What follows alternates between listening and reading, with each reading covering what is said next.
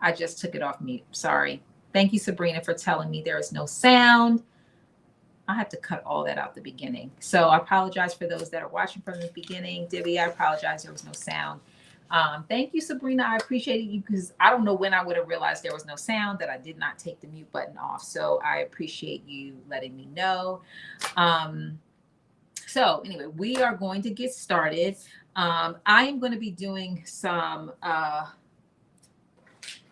pin tucks for the first time. So these are what we call dressy, or what I'm calling dressy joggers. You have the option to do these pants or the top, because again, we're going to do the pants today and then we'll do the top on Wednesday. But in terms of your fabric options, you have the option to do knits, or you have the option, let me see, here we go. So you have the option to do cotton stretch knits, such as cotton, French terry, ponte knits, sweatshirt fleece. And so I am doing the pants in a knit because it's springtime and it's getting warmer and I want to be able to wear them now. But I am going to do the top. I'm going to do the top both in a knit to match. So I've already cut out all of the fabric for the top, but I'm going to do the top in this knit to match, but I'm also going to do the top in this sweatshirt fabric. It's not super thick, but I feel like if I, want to wear it out one evening, I could. So I'm going to do the top in this, and I may even go back and do some pants in this, but I will let you see. I'm going to do one off camera, and then I'll do obviously one on camera when we get together next Wednesday. So again, next week I will be on live instead of Friday. I'll be on Wednesday. So for those that don't know, I typically get on at 7 o'clock on Fridays. That's my time slot where I'm on. But life has been life, and I was traveling on vacation, work, all kinds of things. And so I have had to, have somebody cover for me for a couple of Fridays. And then this week coming up, I'm doing a 31-mile hike the very next day. So I don't want to be up late that night before. So I'm going to be going on Wednesday. Okay. Now that we've done all the housekeeping stuff, let us get to the instructions. So another thing that I don't usually do is, instead of me getting the PDF pattern, so I don't know if you could see this, but this is McCalls 8447. I'll just go in really close. This is Brandy's pattern. And instead of me getting a printed pattern, I got a PDF pattern. And it was actually pretty easy. The pattern pieces fit together really well. It was 30 pages for the pants, 30 pages for the top. So not an overwhelming amount. They fit together really well. It was easy to put together. Did not take me long at all. So that's what I'm working with. So that's why you don't see me with the actual pattern packet, because I used a PDF, printable PDF pattern or digital pattern from the Simplicity website. All right, now we're going to dive into it. Now we're going to get started. So we are starting with, okay, here we go. So literally the directions are on one page, and this is the top and the pants directions. So they're all literally on one page. Let me make sure I'm saying that right. Yeah, a page and a little section on the first page. So we're going to be starting under the pants section, which pants is view B. And our first step is that we are going to do a tuck in the front, which is the front piece is piece number 9. So we're going to be doing a tuck in the front. And you have a line that is on your pattern piece. And what the thing that you will need to do is you will need to make sure that when you transfer this line, that you transfer it on the right side of your fabric, because you are going to be stitching on the right side of your fabric when you put this tuck in place. So it basically says that with wrong sides together, you are going to fold the piece number 9 together, and your line that you traced over should just fall right in the middle.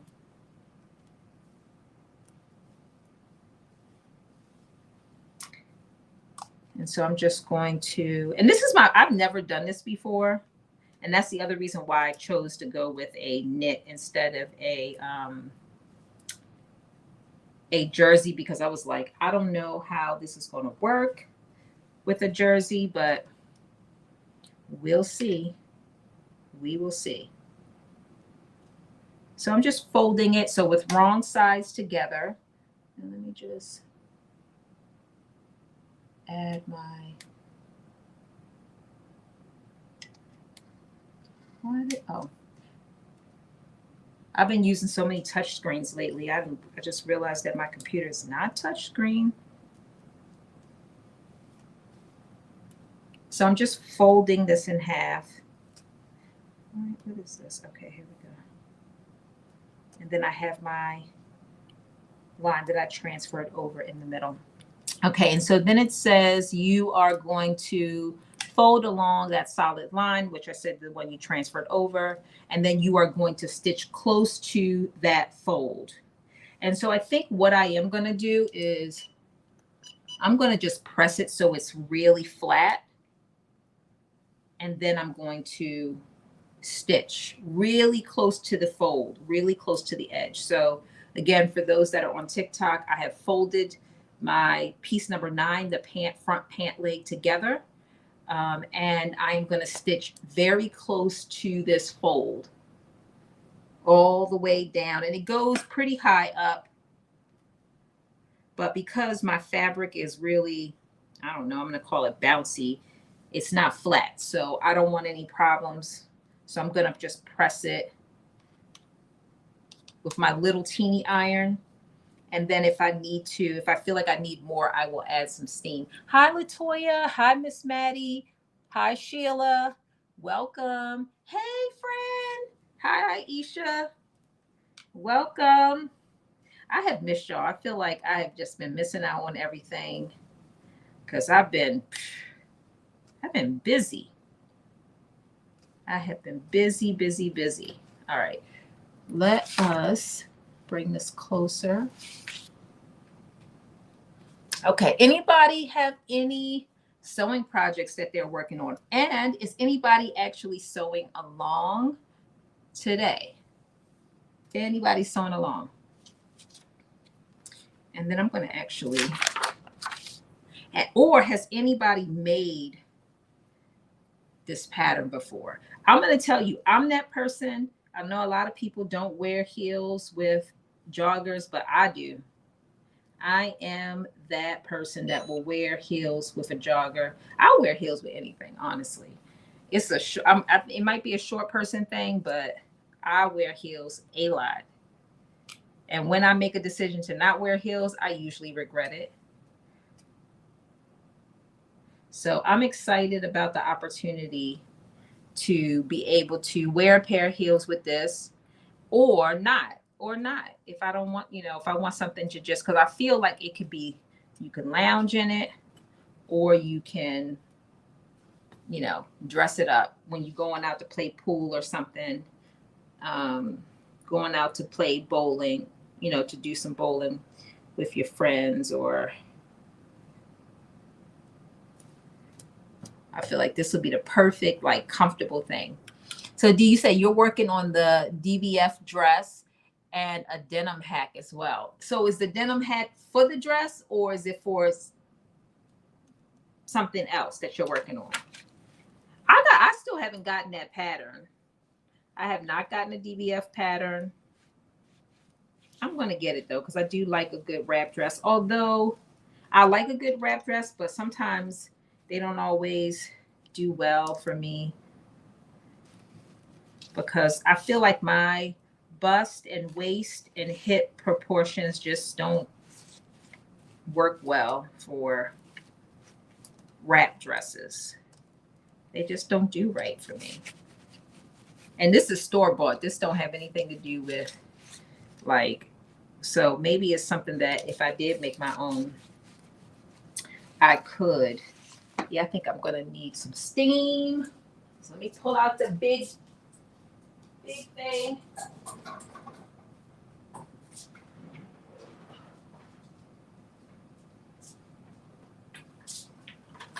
So D, you said you're working on the denim hat for something else. Well, I'm hopeful that it's something you'll share with us because I'm excited to see. You always do um, a great job.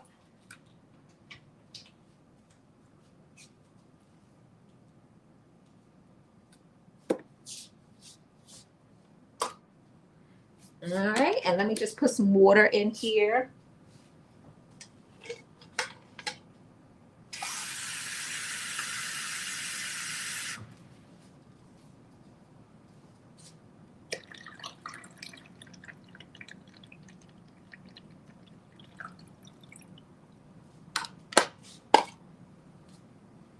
All right, so we're gonna just wait for this to steam up.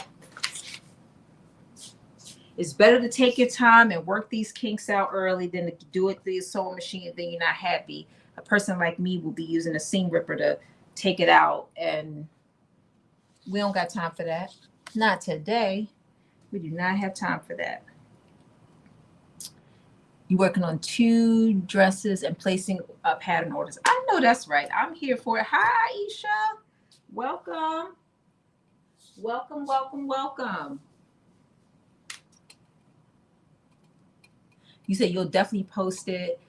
When you were gone, I was working on the muslin for the denim dress. Okay. Well, I like that. So I think it was like the romper or jumper that you had posted. Is that your pattern? Like, I think it was like a striped one that you had posted recently. I was like, okay, I'm here for it. But I feel like that was your pattern, but I think the top was a little bit different. The top part of it.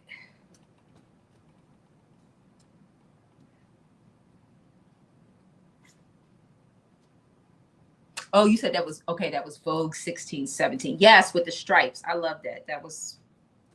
I really liked it. That was very, very cute, very stylish. I love the fabric choices, everything. All right, come on, iron. Let's get heated up.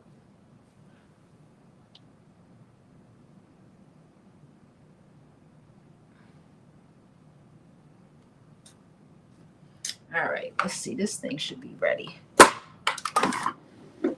right, it's acting like it's ready. Oh, I need to get a. See, this is what happens when you come back and you start sewing and you haven't sewed in a while. You're like, oh, I need this. Oh, I need that. And you know, we definitely need something to cover the space, the table. All right, here we go. Because otherwise, this steam will have the whole thing just wet. Ooh.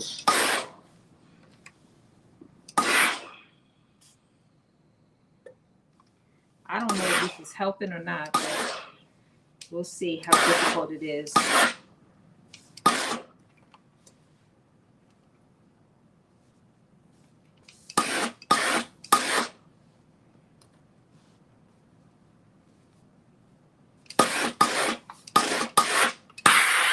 All right, there we go.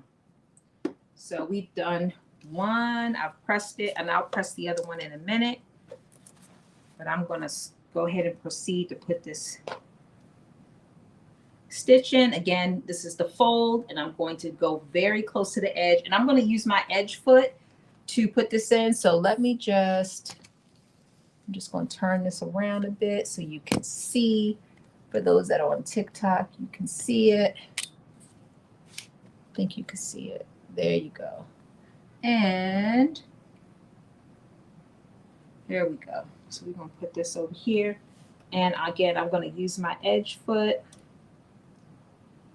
And I have a really closely matching, because this is another thing you want to make sure your thread matches, because you are going to see the stitch. So pray for me that I don't have any problems, because I've never done this before and I am pretty nervous about it.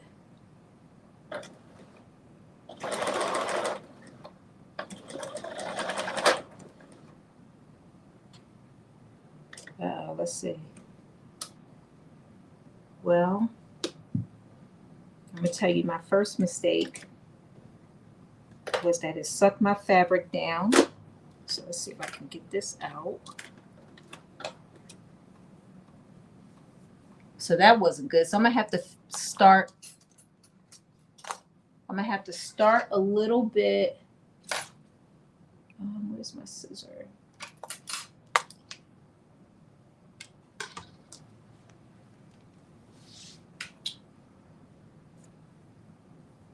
I might have to start a little bit from away from the edge, and then I might have to go back.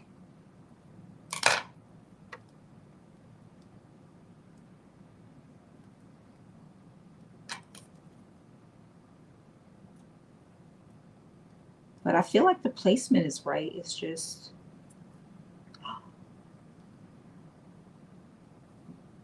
I cut the damn pants. I cut a hole in the pants.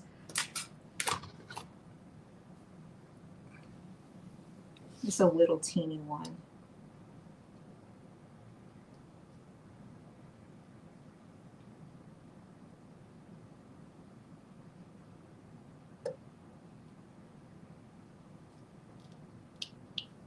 And I'm just taking this little bit of thread out so I can start again.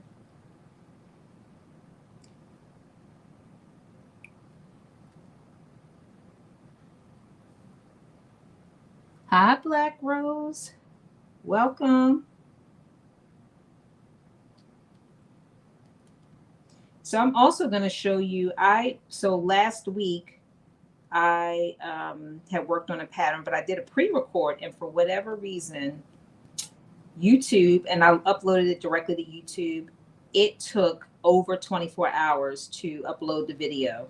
Actually, it took, I feel like it took over 2 days to upload the video. I finally was able to get it uploaded. So I'm going to show y'all that top that I made. It's super cute.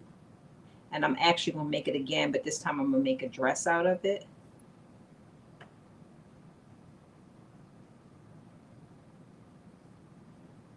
It was a Vogue pattern, or off the shoulder Vogue pattern. Super, super cute. It turned out even better than I thought.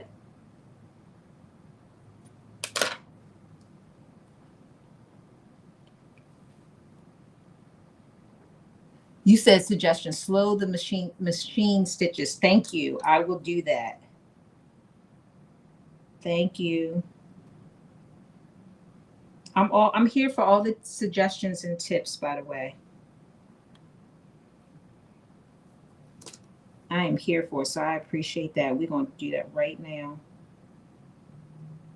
Just take this little bit of stitch out. And I guess I really don't need to start right at the edge because, you know, we have to do our hem, and that's, so even if it doesn't, if the tuck doesn't start at the beginning, then it really doesn't matter as much because you're not going to see it from the beginning. I'm just trying to get this little piece out.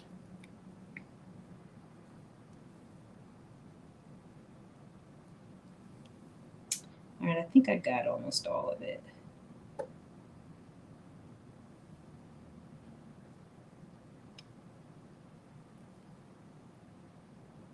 That's the worst thing, is trying to get thread out of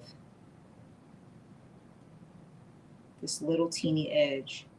So that means don't make no mistakes, because it's gonna be hell trying to get it out. Okay. All right, let's try this one more time. And let me slow this down. I'm gonna start on the slowest, and then we're gonna go from there. And I'm gonna scoop my fabric up. I have my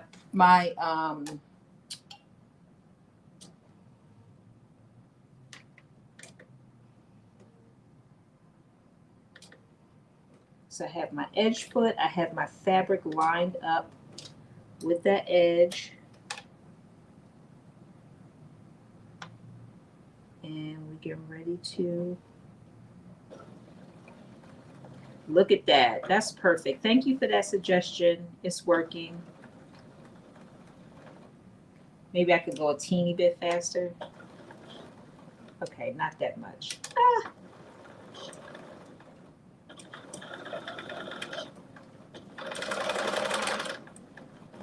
It's working. Thank you, Adele. Or is it Adelaide or Adele?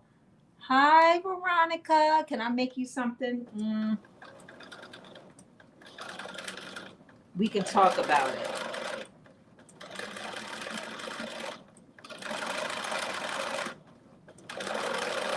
So that's probably the best tip I ever had because this is turning out so good. So when you are putting in the pen tuck, I think it was Adele or Adelaide. Please tell me how to pronounce your name correctly because you deserve all the credit right now. But slow your stitch down and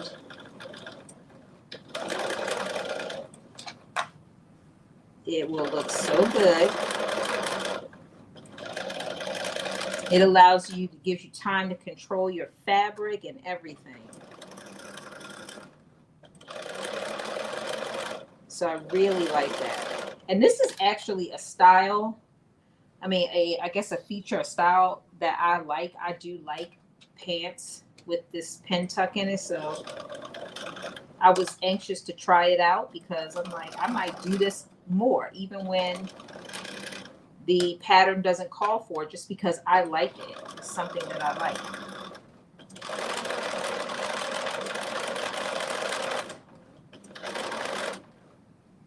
Adele. Okay. Thank you, Adele. I appreciate that because let me tell you, that was not what I was going to do the second time around. So I appreciate you giving us that tip.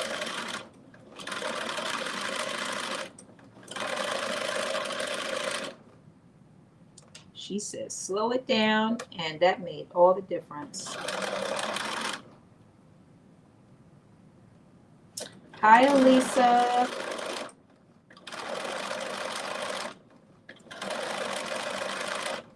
Welcome. So anybody else sewing anything this weekend?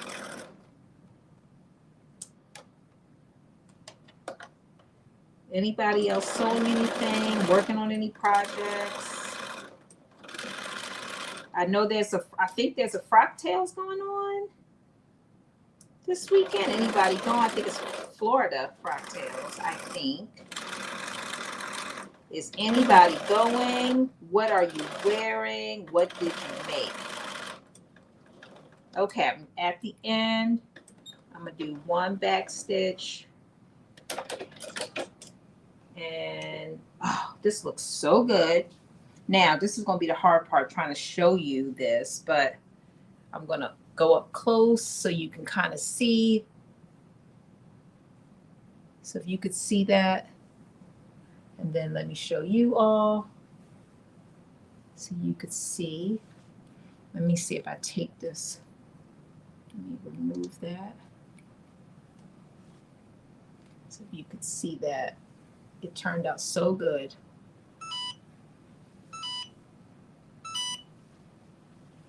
And this is what it would look like opened. So if you could see that. So that's one pant leg done. And let me just see, how much did I not do at the bottom? Okay, not that much. Not that much at all. Okay, so I'm going to give this a quick little press, the second one.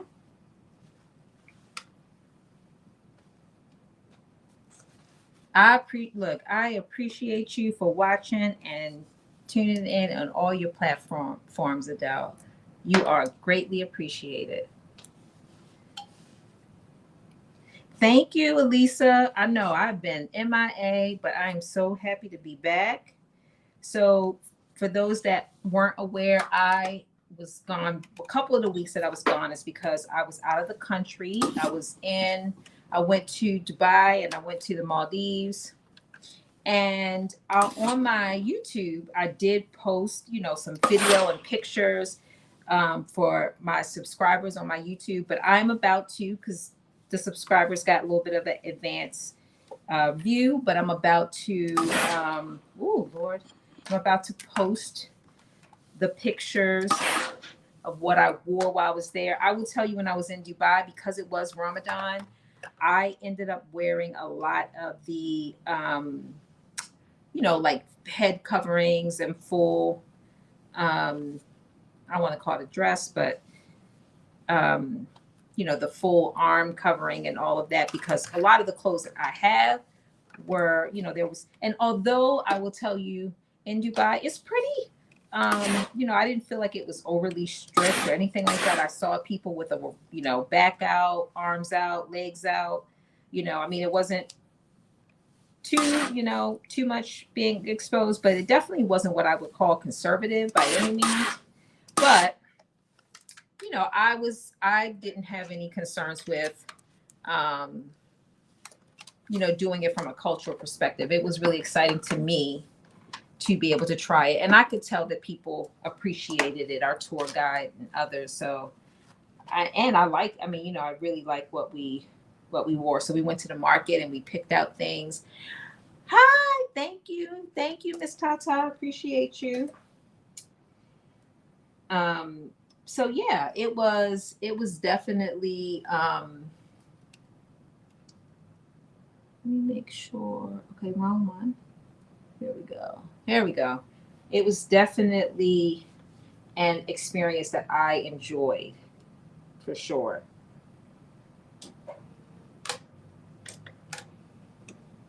All right, doing the other leg. Same thing, slowed the stitch down quite a bit. I'm using my edge foot. And just for those that care, I have my edge foot set at -2. So it's very close to the edge, to the fold line.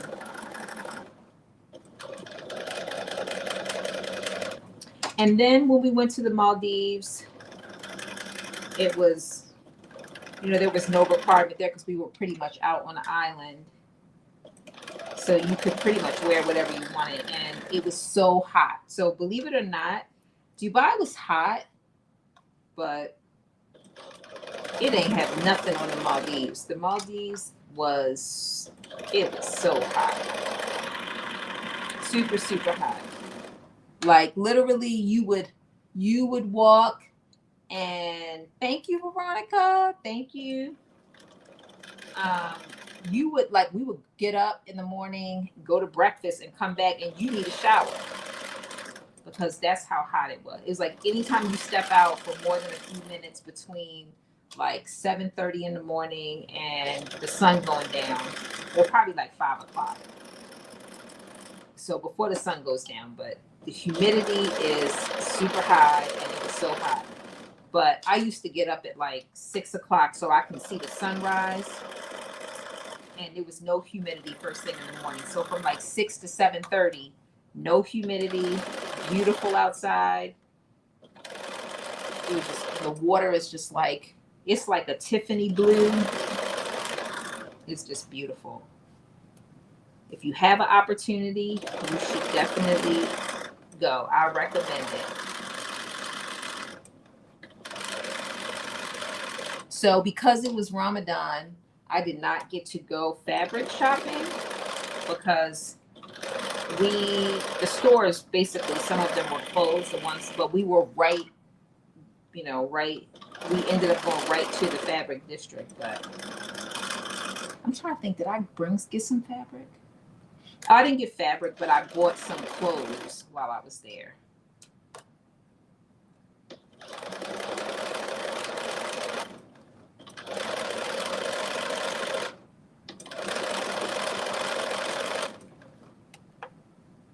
Hey, Nikki.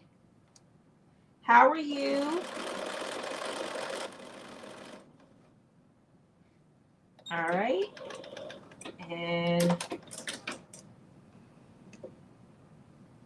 here is the other one.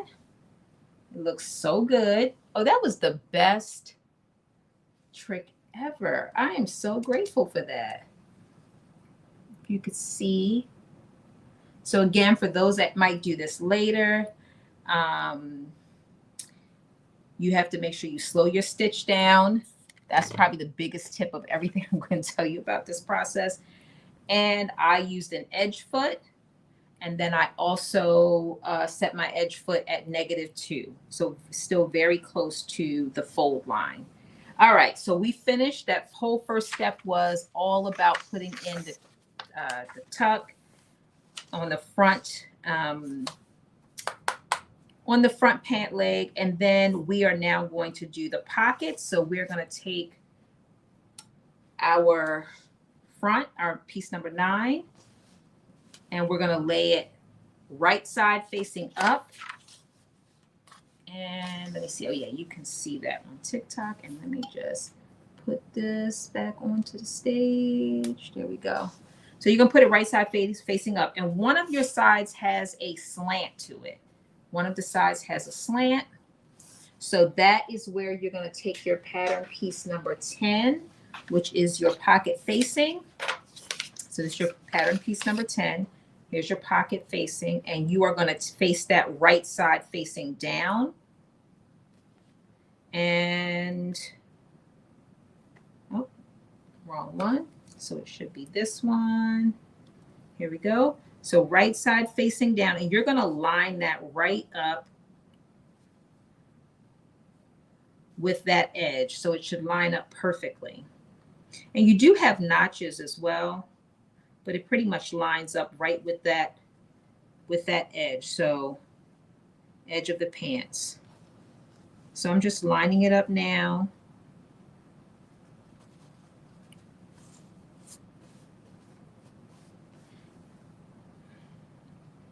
Hey, Brooklyn, Timmy, welcome. Thank you for watching. Thank you for joining me. Thank you, Nikki. It's so good to be seen. I'm glad to be back. It's been a minute. It's been a minute for sure. I feel like this is probably the longest that I've been without sewing live since I started sewing on live over a year ago. That's crazy. Okay, so I'm clipping down my pieces. Let me just see if you could see that. Yes. Okay, so I'm clipping down my pieces, and then we are gonna basically put a stitch at 5/8 of an inch seam allowance down this down the edge where you have the notches. So that slanted edge, you're going to do 5/8 of an inch seam allowance, and you're going to put a stitch in there, and then you're going to trim it. So I'm going to do that right now. I'm going to reset my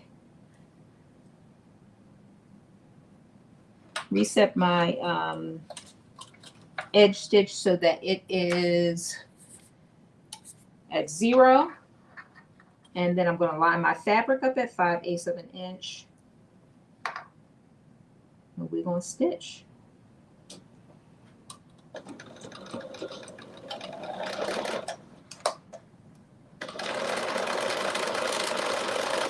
So I do think that I'm probably going to end up making this both in completely in a knit and in this jersey, just to see what the difference is.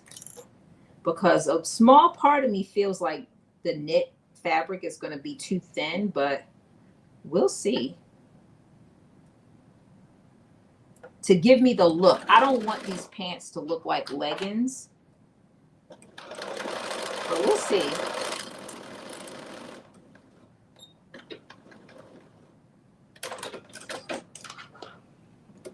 All right, one pocket in, and we're going to put the other pocket in right now. So again, you're going to lay your pants leg right side facing up.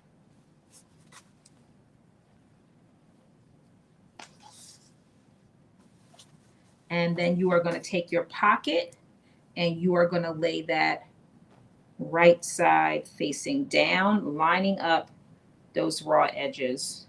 And again, you do have notches, so you could line up the notches as well. But it just lines up, the slants line up, the edge of the pocket lines up perfectly. So if you line it up on the raw edges, you'll be fine.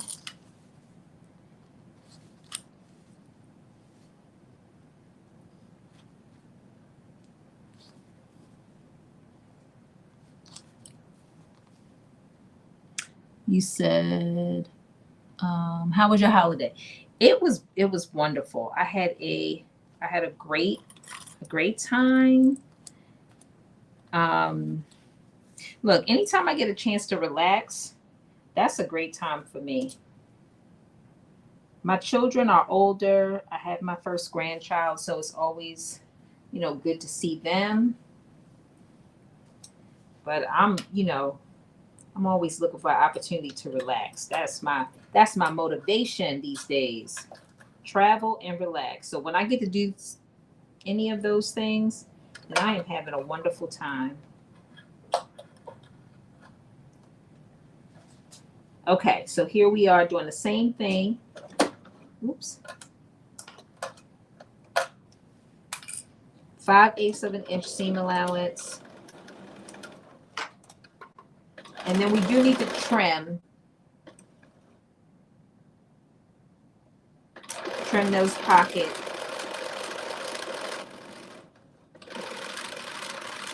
That extra fabric.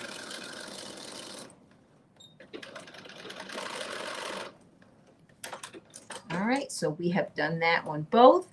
And now it says we're going to turn that facing to the inside. So let's talk about that. So here is our facing, and it's telling us to turn it to the inside. So here's our pants. Here's the inside of our pants. Here is our facing. Now we do have to still clip that, but I always, if we have to do a understitch, I like to do that first before I clip it so close, because it always makes it harder for me to do any understitch. So it's telling us to do a top stitch, same difference. I want to top stitch or understitch. I like to do it before I cut, and then I can open it back up and cut this little extra out. But when it's too short, sometimes it just makes it difficult to keep it in place the way you want to. So I'm just going to press it, and then I'm going to top stitch it, and then I'm going to open it up and cut it.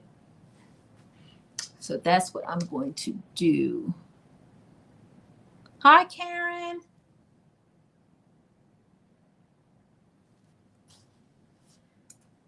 Shout out to JB. Where's JB? Oh yeah, for my grandson. I'm still waiting for my daughter to get on here. I haven't seen her. Tell her mother is waiting for her to join. To stop by and watch me sew.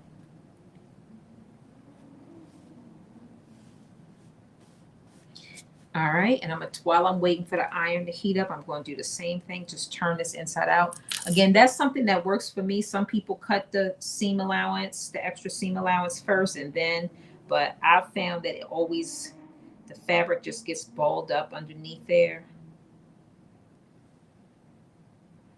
And so I like to just press it. To me, it lays better.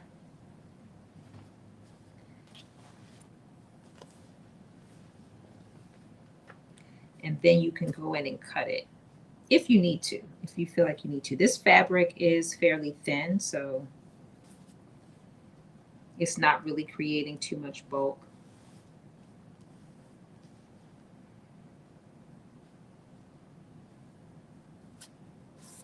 All right.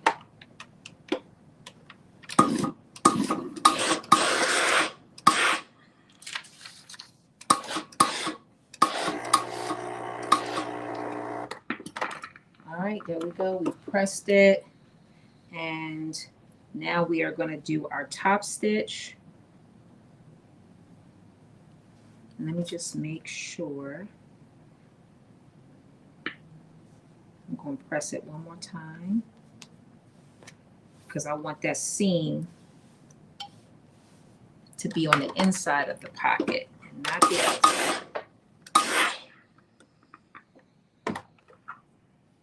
Hi, Jermaine. Welcome. All right, so here we go. I have the pocket to the inside. I pressed it, and now I'm doing a top stitch. Again, another way to use that edge foot. I'm going to set this again at point -2. So it's going to be right at that fold.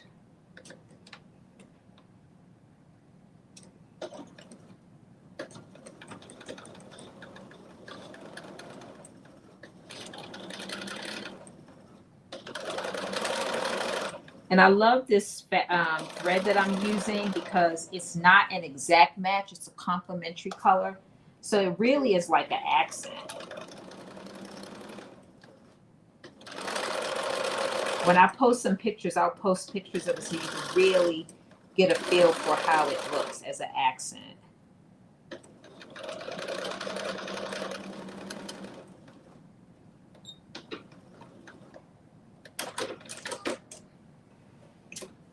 All right, look at that. Can you see that? That's the top stitch. Can you see that? That's the top stitch. So one down. I'm going to do this one.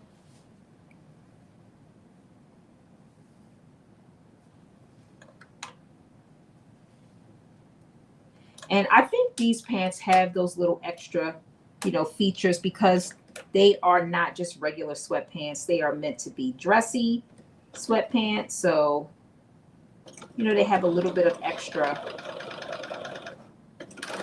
features to it to give it that little extra. So between the pin tuck on the front, down the front of the pants to the top stitch in the pocket, it's like, it's just a little extra.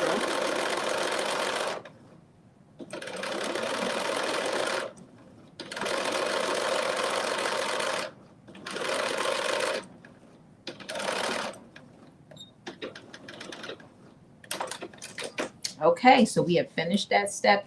Let me get my pen because I like to check off the steps.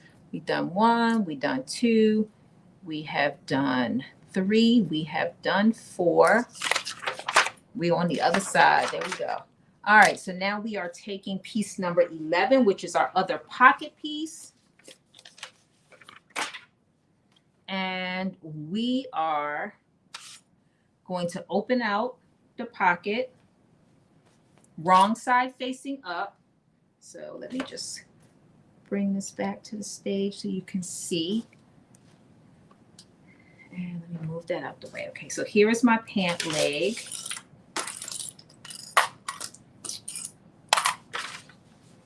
And let me just read what it says. It says, open out the facing. So here's that facing that we just did. It says, open it out, and with right sides together, stitch the side front pocket, which is piece number 11, to the pocket facing at the outer edge as shown. So, when it says open it out, I guess it wants you to do it. Let me see. Open it out.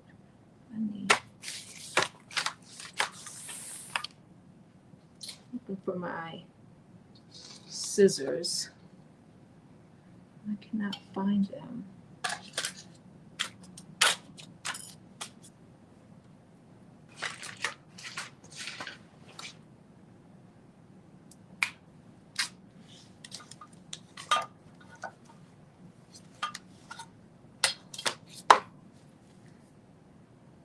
I was looking for my little scissors, but I can't find them.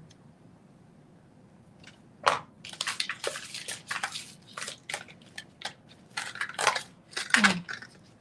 here they go. I found them. All right. Okay. So here we go. Here's piece number 11.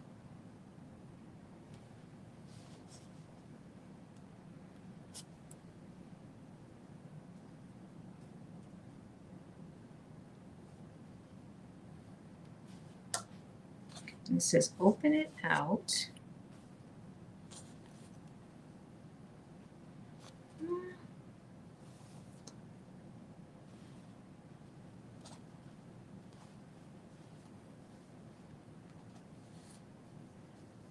All right, give me 2 seconds while I...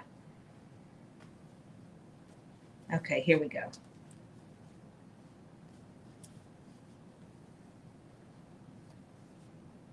So if you could see, which you can't see, so let me adjust this so you can see.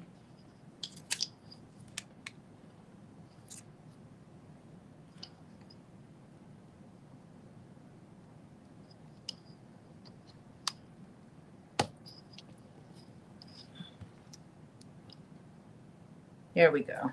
All right, I want to adjust it so you can see. Okay, so here we go. I have my pocket piece. Let me just move this over. Hi, Miss Carol. Welcome. So I have my pocket piece, my pocket facing here. It says open it out, but basically what you're doing is you're taking your piece number 11, which is your pocket, and you are laying it on top of your pocket facing.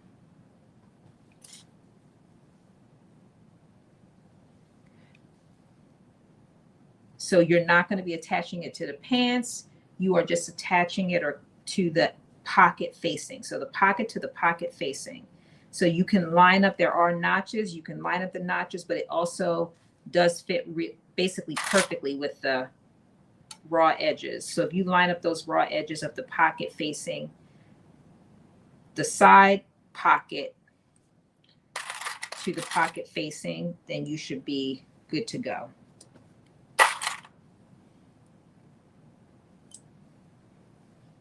And so that is what I am doing. And you are going to stitch, and I'll show you this in a minute. You are basically going to stitch all the way from the top of your pants, the pocket, sorry, not the pants, only the pocket. So you're going to stitch from the top of that pocket, 5/8 of an inch, all the way around to the other end, but you're not going to go up the side. So you're just going to go from the top all the way around to the other end, but you're not going to go up the side yet. So I've clipped it. Again, I'm just going to show you down the side, all the way up, and then to the other end. So again, just the pocket. So we're going to do that right now. And again, you're sewing at 5/8 of an inch seam allowance is what you are sewing. So I'm going to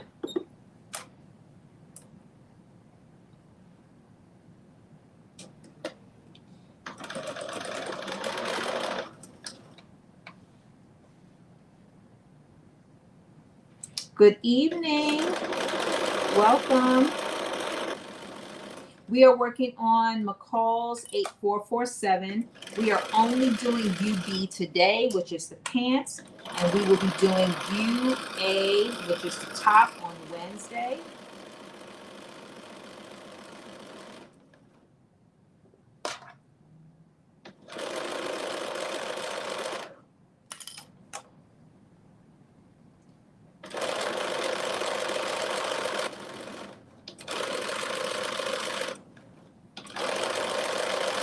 So what do y'all think about all of, the, hi, Miss Alethea, thank you. Hey, Tydree, thank you. I have missed y'all too. I know it's been too long. I'm telling you, it has been too long.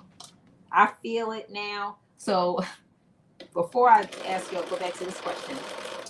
I was setting up my whole, contraption that I have going on, and I couldn't remember which stand did I use, and I was like, it's been too long when you don't normally I could do it with my eyes closed, but I couldn't even remember what I had, how I set up my whole system. So here we go.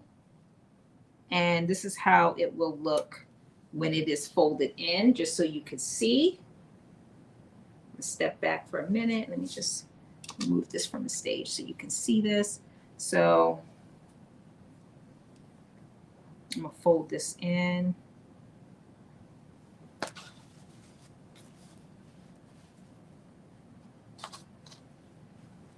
Because part of that pocket is also the side.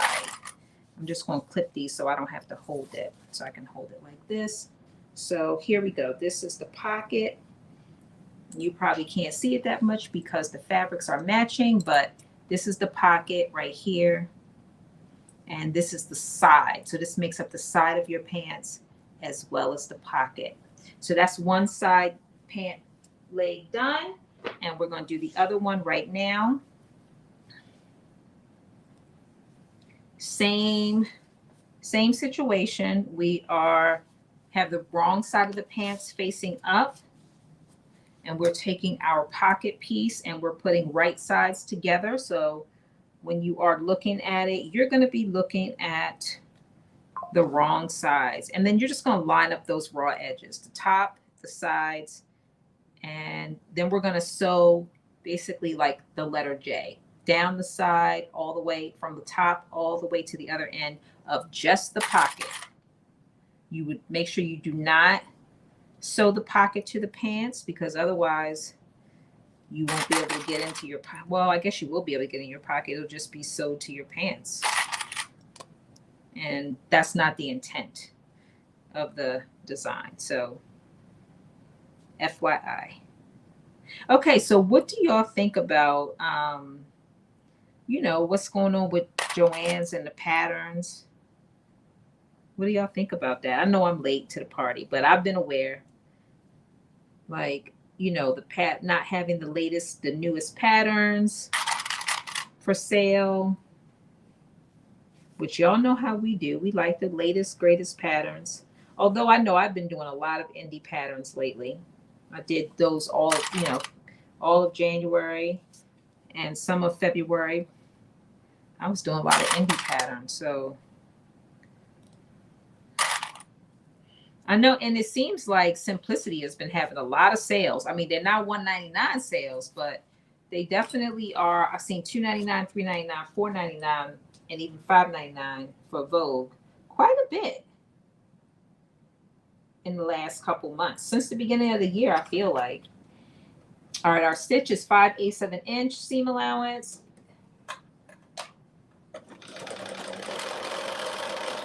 But what do y'all think about that? You say you're sewing through your stash. Yes, I'm sewing through my stash. I'm definitely sewing through my stash. But so when I went on last night, I went on to Simplicity. Was it last night? The other day. And I did order a couple of patterns that I wanted. They had a $2.99, $3.99, $4.99 sale. And I got a couple patterns. I haven't bought stuff in a while. When I say a long time, I mean months, not years. But I'm definitely going through stuff. That is for sure. That's my goal. Like even this fabric that I'm using right now is stashed. The patterns not this pattern. This is a new pattern. But some of the patterns that I have been picking, they are all like stash. Stuff that I have.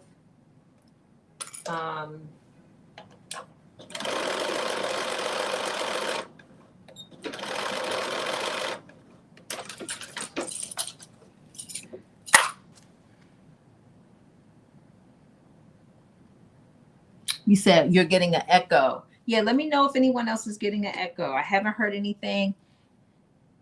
But, you know, sometimes these systems act real funny. Sometimes they act real funny. Okay, so we have put the pockets on both. And now we are going to stitch the front and back pieces together. So we are getting piece number 12.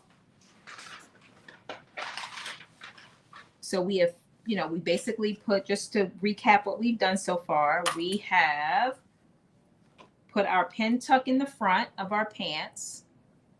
You can see that. We've put our pocket on. And you can see that. We put our pocket on. And now we are taking our pants and we are sewing our front to our back. So we're going to lay these pants out right sides facing up. And we're going to take one of our piece number 12, which is our back piece. And we're going to line up the inner leg. So this is the wrong one. That one goes to this one. And this one will go to this one. So we're going to line up the inner leg. So I'm going to clip it and then I will show you. Okay.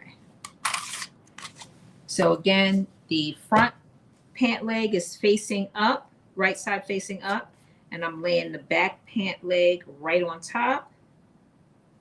And then I'm lining up that raw edge to raw edge for the inner leg. There are notches that you can line up as well. And we are stitching that inner leg. So I'm just putting a couple clips in.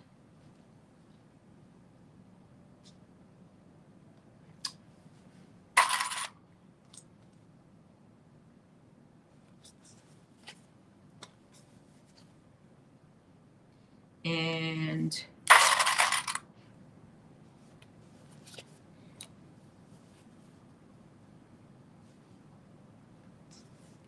here we go. So anyway, I asked earlier about the frocktails. Anybody going to the frocktails? I think it's the Florida frocktails. Carmen, what day is it? Is it tomorrow? You probably be like, no, child. Anybody going to the Chicago frocktails? Well, I guess I know people are going. I want to know, is anybody decided what they're wearing? That's a new question. Have you decided what you are wearing to the Chicago frocktails? That's really the question. That is the real question. Okay. And for me, the answer is no, but I have created a couple Pinterest boards. So I'm working on it. I'm looking at patterns. Vogue is your friend, at least if you plan on, well, it depends on what you plan on doing and how creative you can be. But Vogue has a lot of patterns that I think line up with some of the things that I've found. So let's see. You going to Florida tomorrow? Okay, and Chicago in June. Well, Brooklyn, I will see you in Chicago. I'm looking forward to it. So, and Brooklyn, I'm sure you are finished your what you're wearing to Florida Frocktail since it is tomorrow. Okay, so what you're looking at now is the inner leg. I have them clipped together, and now we're going to sew 5/8 of an inch seam allowance right down the side. Uh-oh, Brooklyn is laughing, which means that, like many sewists, you very well might not have your outfit finished the night before. It's not unusual. It happens. It happens. Well, you know what? I'm like, some I've been super prepared for. Well, let me not say super. I've been prepared for, and then some I'm like, sewing up to the day, because you have to be prepared. What I learned with the New York Frocktails is that you have to be prepared for your project to not turn out the way that you think it's going to turn out in your head, and still have time to go back and make something that you are happy with. And that was my lesson from New York Frocktails, because I had, as y'all know, I had a vision. And it was, trust me, it wasn't far from what I needed it to be, but it wasn't there. It wasn't what I wanted it to be. So I had to, at the last minute, figure something else out. And I don't want to do that this time. I want to make it, be done with it, I want to be done. So I have started. And so for those that haven't seen yet, I am going to be interviewing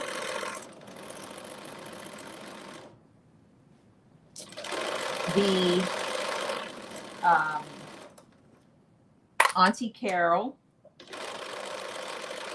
about Chicago Frocktails. It is going to be interesting. I'm going to ask her all the things. And we're going to get y'all hyped up. I'm going to share by that time. It's at the end of this month. April is Wednesday, April 24th at 8 p.m. Eastern Time. So make sure y'all tune in, because we're going to have a good time. We're going to talk about frocktails. Y'all going to learn a lot about, what went into it, the theme, inspiration. So if you haven't started, then come to listen to the interview, and it will put you on the direction and provide you the inspiration that you need to help you make the decisions you have to make about what you're going to wear to Frocktails. And you're going to learn all about it, a little bit about Chicago, a little bit about what to expect. It's going to be great. We're going to have a great time. Thank you, Miss Tata. You said, Aisha said she's using a Vogue pattern for Chicago Fried Tails. Yes, because look, Vogue is like, when you look at like the dresses from that era, from the blues era, which again, we're going to talk about what is the blues era? What years did it span? Did the style change from one period to the other? We're going to talk about that. But yeah, when you start looking at those dresses, like the people that you might be modeling after, and then you start looking at patterns, you like, oh, Vogue is it. And as you all know, with Vogue, you got to take your time. You have to take your time, because if you don't, well, you just gonna have to take your time, because if you don't, you won't finish. That's what we know. You got to pay attention to all the detail. And for me, I need to save time to phone a friend, because there might be things I've only made. Vogue is probably my least sewn pattern of all the things that I've made in the almost 2 years that I've been sewing. Vogue is probably the pattern that I sew the least of.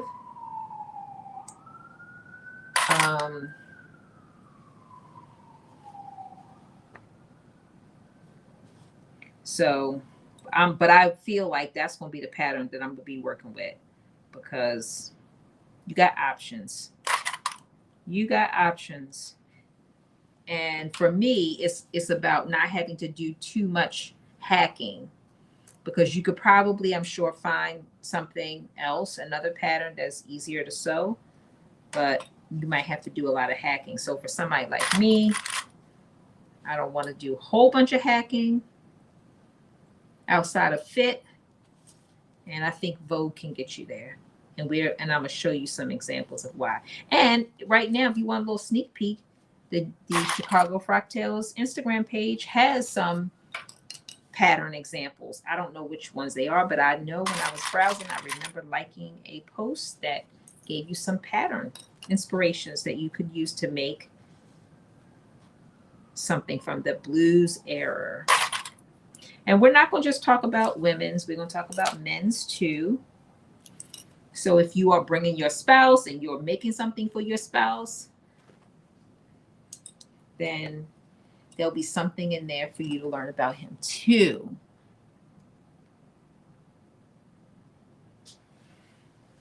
All right, I am sewing the other pant leg. Let me see. Hi, Shamir.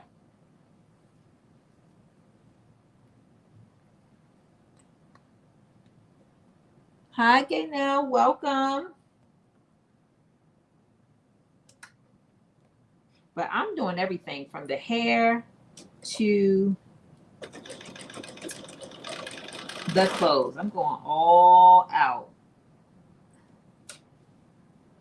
I'm also excited to go to Chicago, because I've been to Chicago several times, but always in the winter. And if you know anything about Chicago, it's not the same place in the winter than it is in the summer. I've never been in the summer. That's just what I've heard. But I do know one thing from my own experience. The winter is cold. It's so cold. So I plan on doing a lot of stuff while I'm there.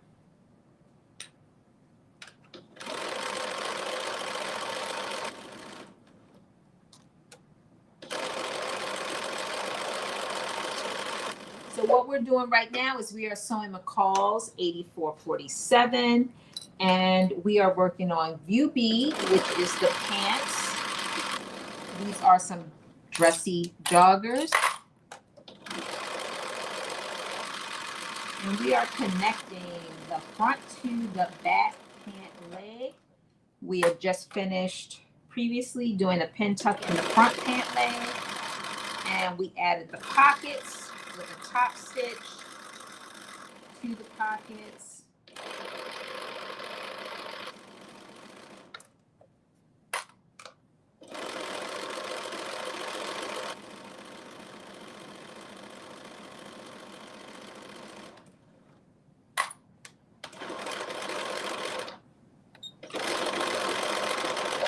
All right, here we go. We have finished that step. Let me check. Where's my pin. We finished step 5, step 6, step 7. And now we are at step 8, which is that we are going to stitch the crotch seam.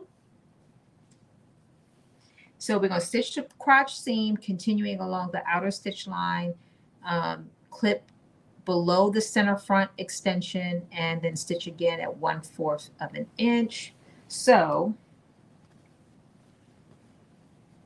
here we go. This is our pants. And let me just look at this pattern and make sure I didn't miss bringing over something.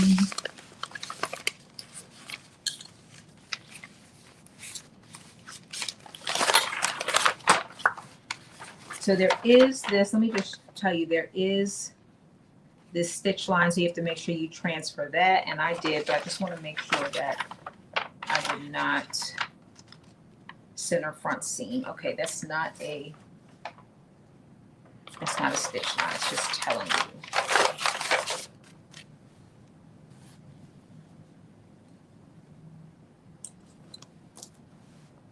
All right, so you're going to take one of your pant legs, front and back. You're going to lay it down, right side facing up.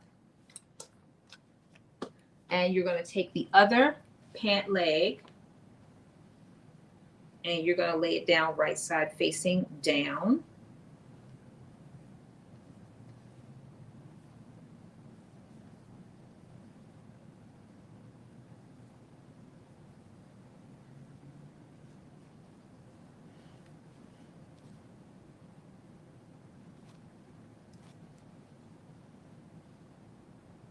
And I'm going to start by clipping. I always like to clip at the, and by clip I mean pin, not cut, at the seam, center seam line.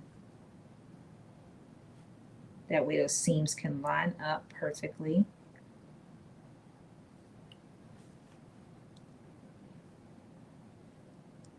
So I got my seam lines lined up. And then I'm going to place a clip right over the middle of that, so that way they stay lined up. And now I am just going to line up the raw edges from the top.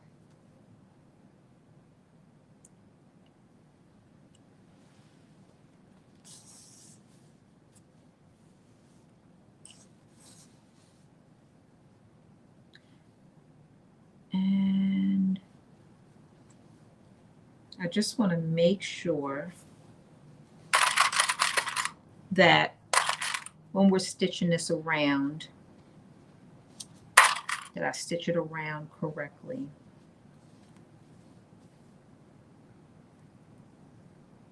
Okay.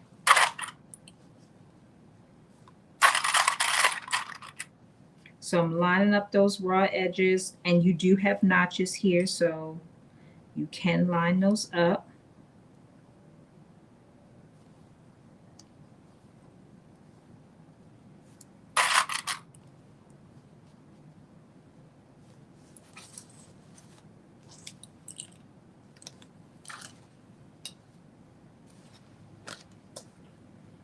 That's one side, and then here is the other side. Same thing, just lining up those raw edges. And then when so you're going to stitch like basically like a U all the way around, and then it tells you to do like a double stitch in the crotch area. But then you also have that stitch line that's here. So we're going to deal with that as well. But first steps first, we're going to stitch basically around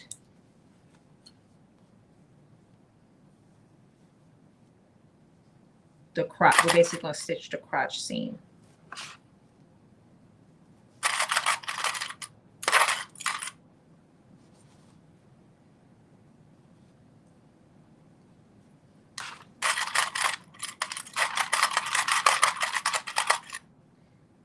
All right, and let me just lay this out flat so you can see.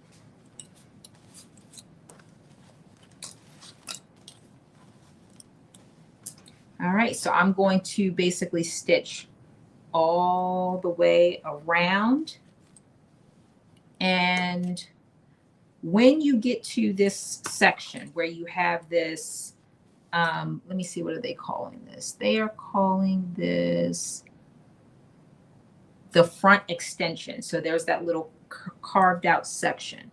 You are going to basically keep going straight up because you're kind of leaving that little extension part out.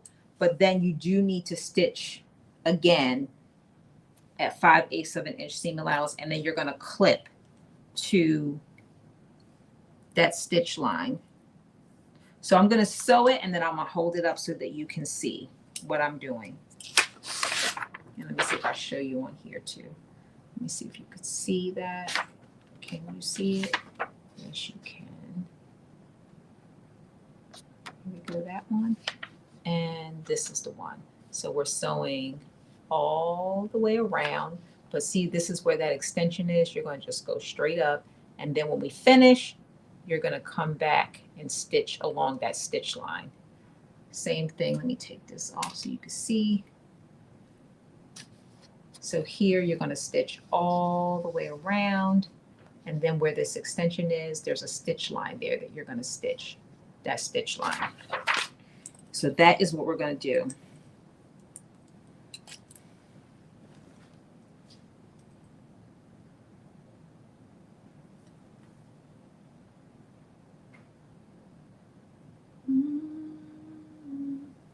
Let me start on this end.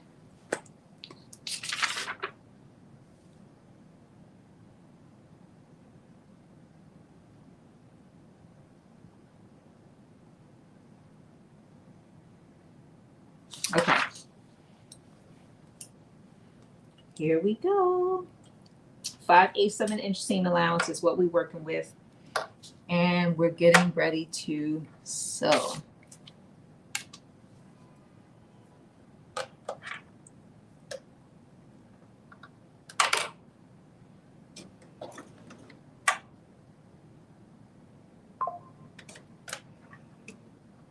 Hi, Mary.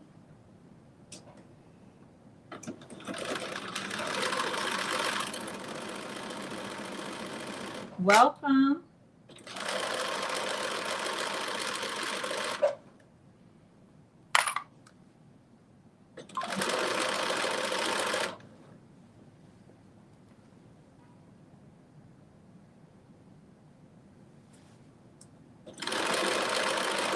I wish on TikTok you had the option to change the color of the text, because sometimes when it's white and your background is white, you can't even see what people are writing. Anybody else have that problem when you're on live? All right, so now I'm getting ready to get to that center seam in the crotch. And I just want to make sure that my fabric lays flat and that my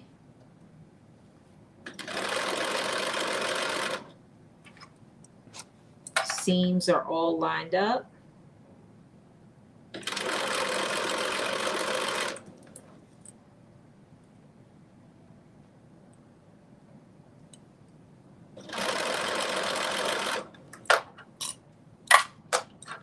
And all right, now we're getting ready to get to this section where that extension is. And so instead of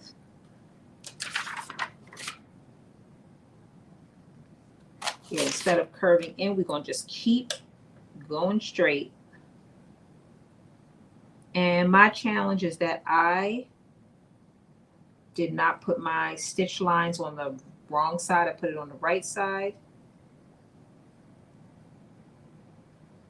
So that's my challenge.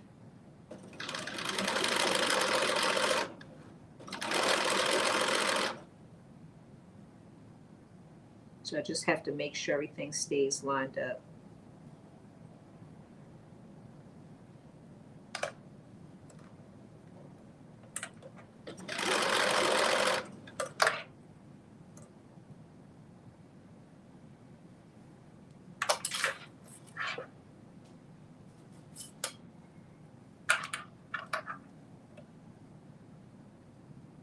I'm just making sure that the raw edges are staying lined up.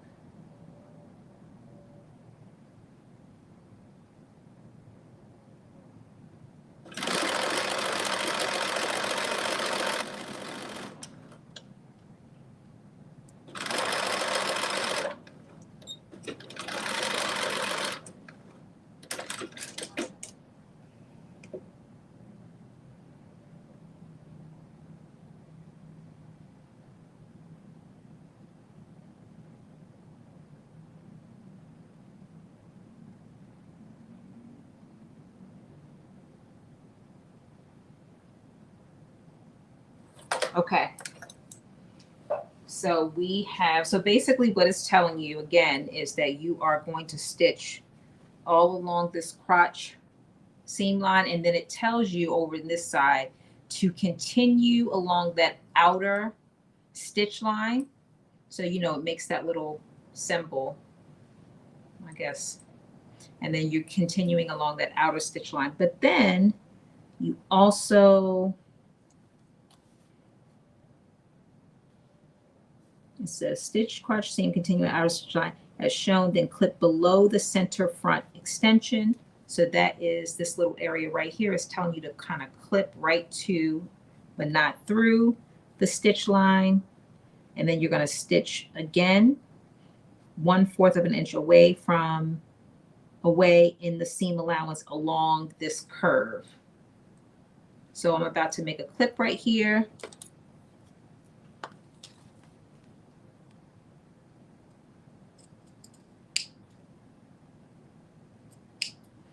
And now I've cut it.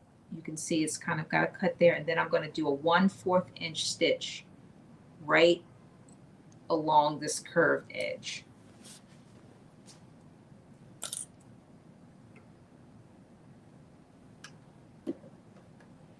And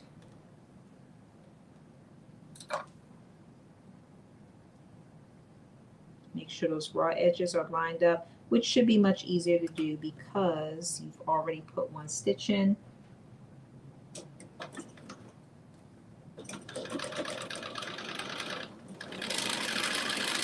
You know, I've kept this sewing machine at this lower stitch rate, and I feel like it has helped a lot.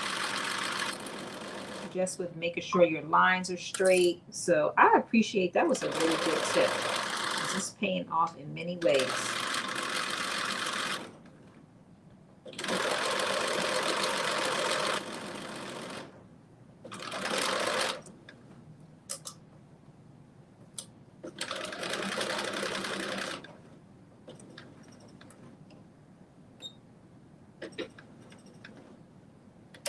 All right, there we go. And then it is saying that we should trim close to the second stitch line. So I am going to trim.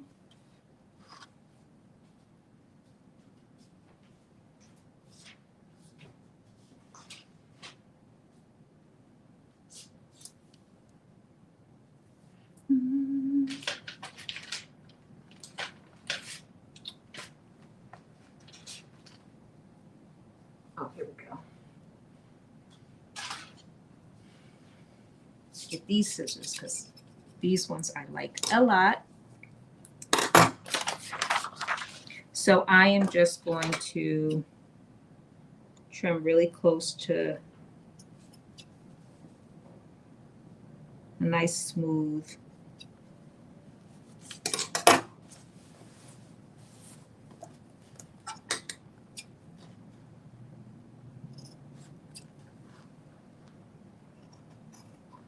Very close to that curved stitch line.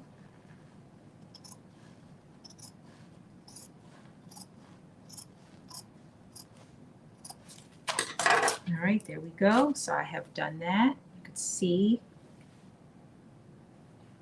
All right, now that we have done that,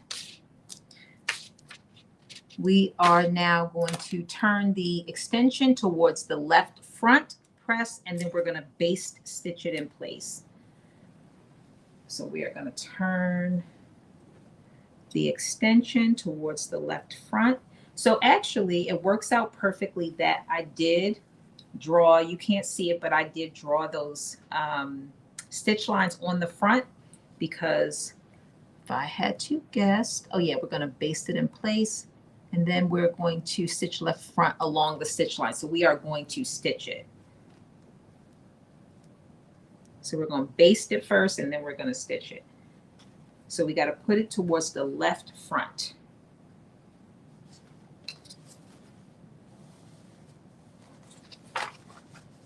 So I'm just going to clip it down. And part of me, and I guess you're base stitching it just to make sure you don't have, it lays flat. So I'm just using one clip in there just to hold it in place. And I'm turning my stitch length to 5 because that's my number to use when I base stitch. Again, you're just turning that flap to the left. And I'm going to use my edge stitch.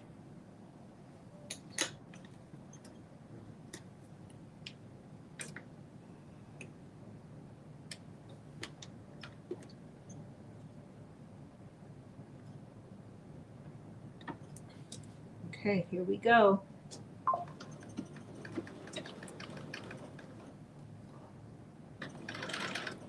And this is another step where it's helpful to go slow. The good news is that this is a base stitch, so it can definitely come out.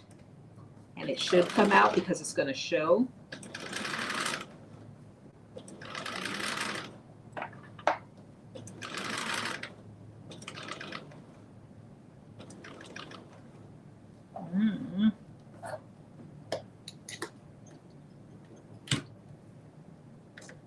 Now when you get towards the bottom, you might have to do a little pivoting because you've cut off all your extra seam allowance. So you don't have much to.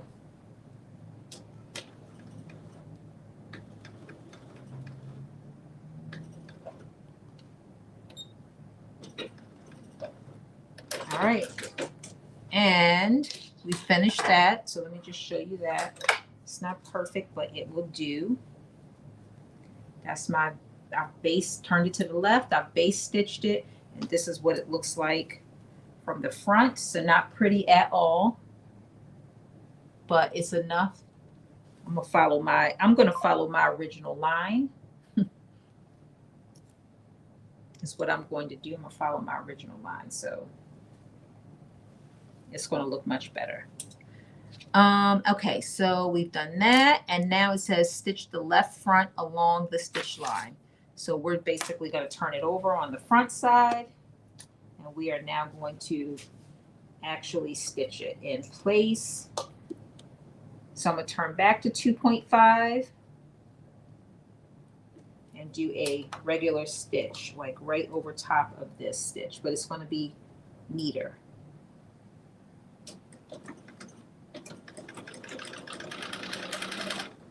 The part that's going to be a little bit tricky is I'm actually not going to do it right over top of it because it's going to make it harder to take that basting stitch out. So I'm doing it slightly to the right of it.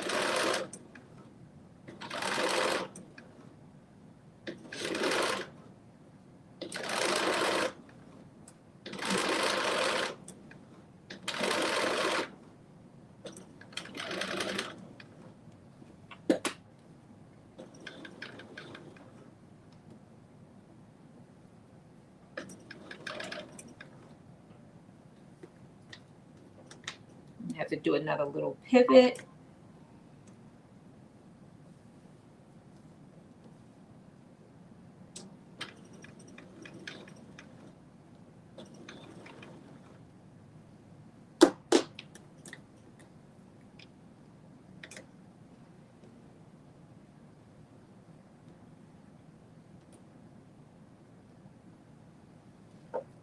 Another little pivot.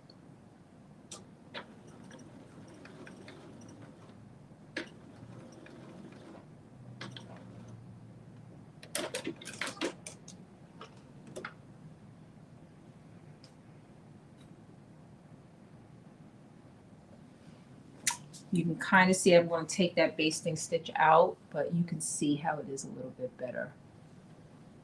And I'm not going to take it out right now, but I will take it out at the end. I will take it out. All right, so we have that, and now it says we've done that. So now we're going to stitch the front to the back at the sides. So I am going to, this is the front of my pant. I am going to pull up the back by lifting it up at the crotch. And here we go right here.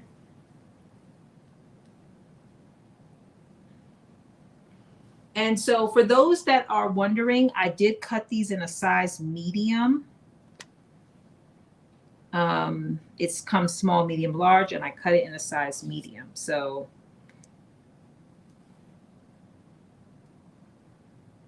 I'm hoping that that is not going to be too big, but based on the measurements, that's what should work for me. But it feels like it's big, but we'll see. The great thing about these is I could always take a serger and go in on the side, either the inside or the outside, probably the inside, and just shrink it down a little bit. So I'm lining up my raw edges. There are also notches towards the top that you could line up.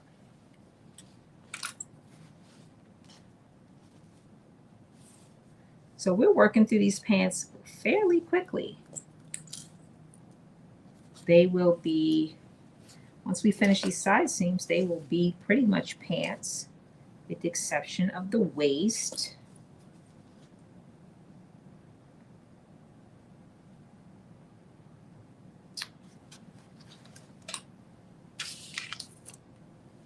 And remember, tuck your pockets in so they don't get caught up when you're sewing up your sides. It may even be helpful to clip them to the top of your pants just to make sure.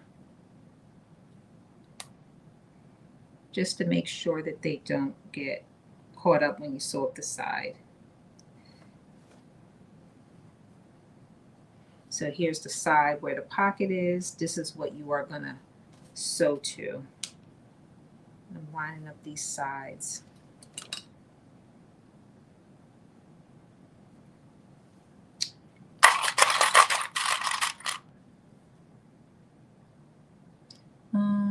Oh, what pattern? So this is McCalls 8447. And I cut out the PDF version, but let me show you the picture. So this is the picture, and we're doing the pants. So these are like dressy joggers. We're doing the pants today, and we're going to do the top on Wednesday. So here we go. This is McCall's 8447. We're doing the pants today, and then we will do the top. For those that might want to do this after, you can do it in any, kind of stretchy knit, ponte knit. You can also do it in a jersey. I plan to make the top not only in this matching knit, but I'm going to also make it in a jersey fabric as well. And if I like it, I'm going to do another pair of these pants. Some of you may have heard me say earlier that I was very nervous about the pin tuck, and Adele gave me a tip that made all the difference in terms of how to make sure your pin tuck turns out right, by slowing down your stitch. And that definitely made a difference. So now I feel more comfortable having done 2 in these pants, and they turned out great. To do them in some sweatshirt fabric, which is much thicker. Again, I was very nervous about doing that. Wasn't sure how it was going to turn out.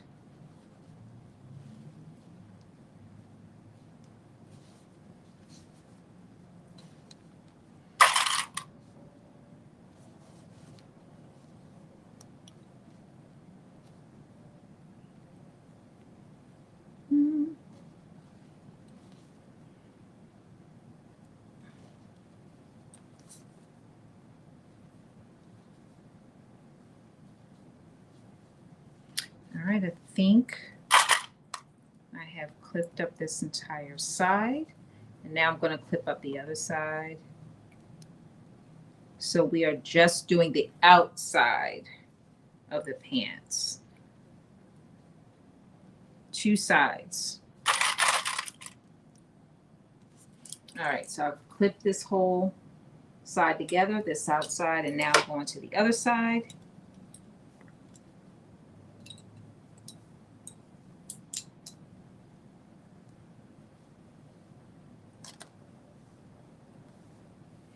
And again, make sure your pocket is completely in so you do not accidentally stitch it.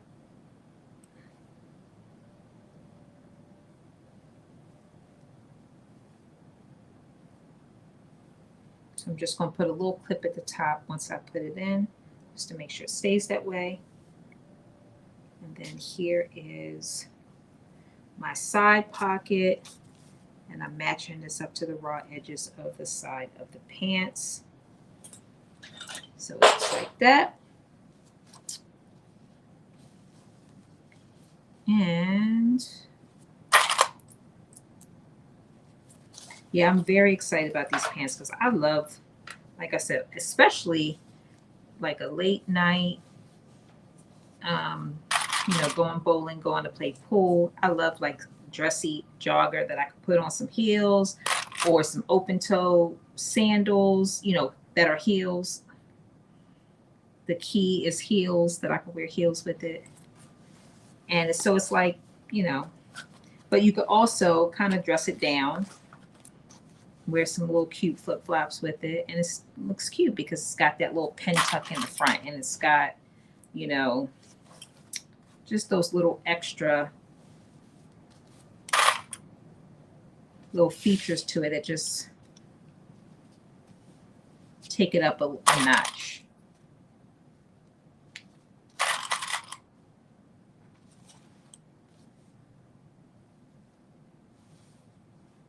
Yeah, I have a feeling I'm going to be wearing these a lot. So I'll tell you my one concern, which again, we'll see what happens, but I'm using this knit fabric. It's fairly thin, but I don't want these to end up looking like leggings. So I'm feeling like they're not, because they do appear to be a little bit more wider. So I'm hoping that that's going to pay off, because I don't want them to look like leggings. If they do, I mean, obviously I'll still wear them, but the intent was for them to look like joggers. And so even though I'm using not a sweatsuit fabric, but a knit. Okay, so we've got both outsides pinned or clipped. And now I am going to stitch them together at 5/8 of an inch seam allowance. So here we go. And then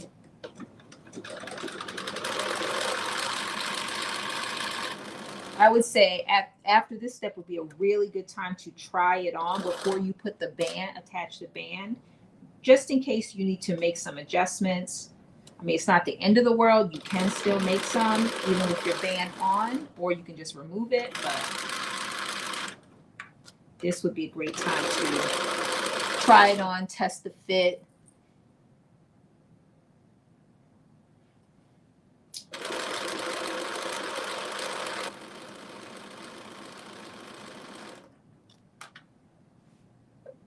I'm thinking about, like I said, I'm thinking about getting a wig for Chicago Frock Tales, just so I can, I'm thinking about like a real short. I'm going all out. I'm telling you, I'm gonna have a whole persona. I'm really looking forward to it. I'm gonna be in full character.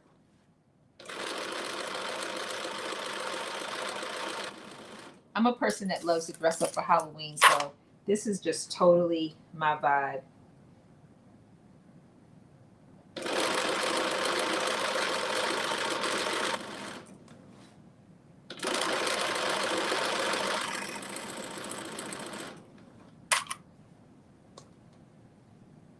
Thank you so much for all of the gifts and the likes. I really appreciate y'all. On all the platforms, the Facebook, YouTube, TikTok. I appreciate it.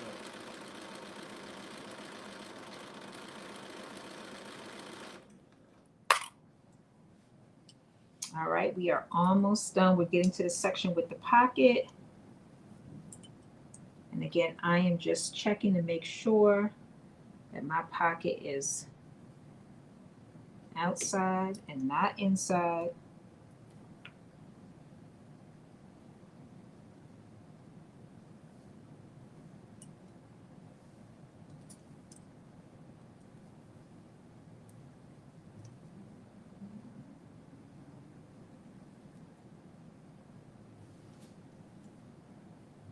All right, I think we are good.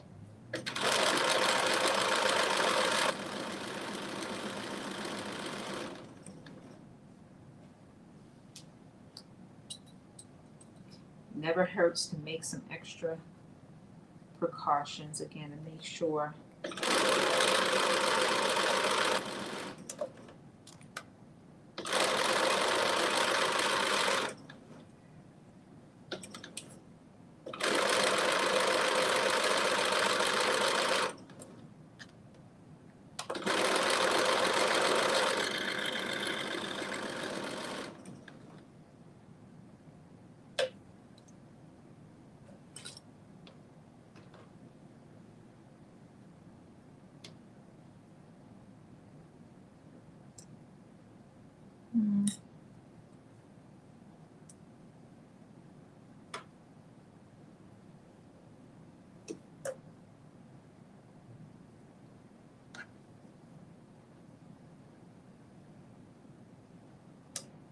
I think this is right.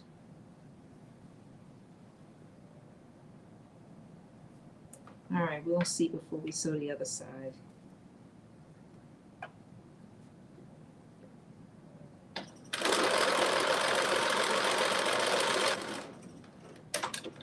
No back stitch. I want to make sure this is right.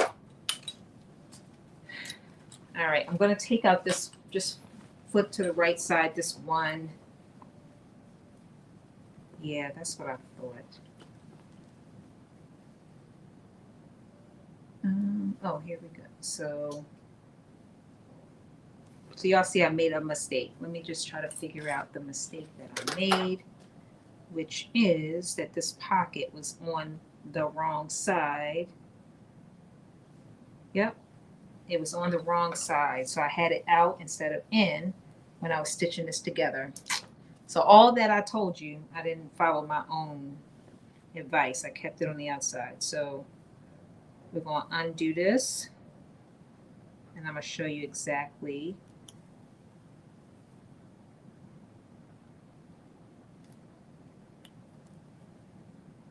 Another time, I'm very thankful to have a contrasting thread because it makes it so much easier.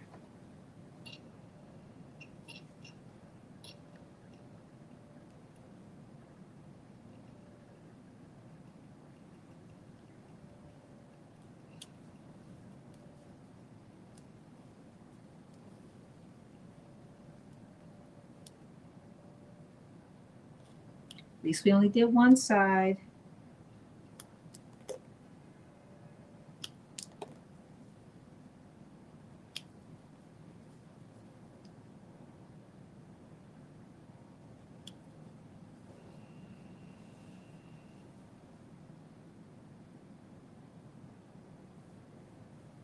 So I have to turn the pocket to the inside, then stitch it together. Listen to your gut, because I had this feeling when I was getting closer to the top, like, I mean, it was already too late because I'd stitched a good bit of it, but it's that cross between trust the process and listen to your gut.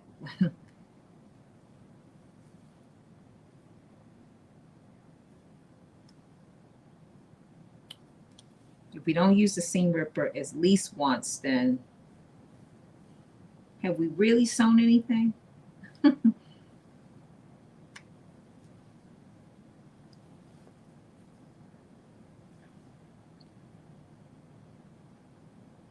right. A couple more stitches.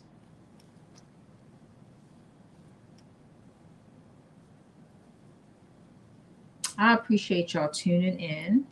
We are making really good time. It's only 8:47, and we are like just powering through.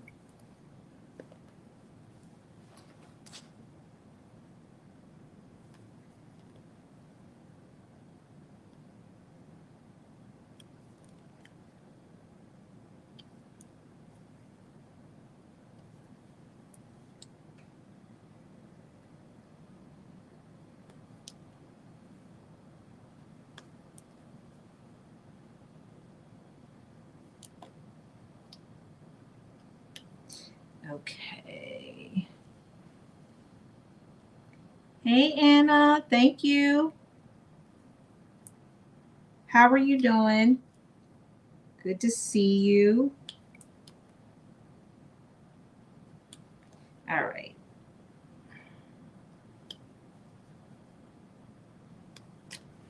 Okay, I think we have the whole pocket.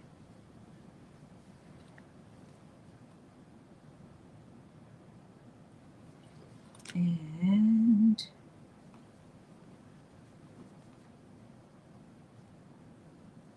here we go. So you are taking the pocket. So this is how the pocket was. Let me just show you. Pocket was like this, right sides facing each other. You're going to take the pocket and you're going to turn it inside out or outside in. Right side out. I guess that's the way I should say it. You're going to turn the pocket right side out before you line up the edges. And then now I can turn my leg. Let me turn my leg right side out. So you got your pocket now right side out. And now you can line up the raw edge of the back of your pants with the raw edge of the pocket, which is also the side of your pants.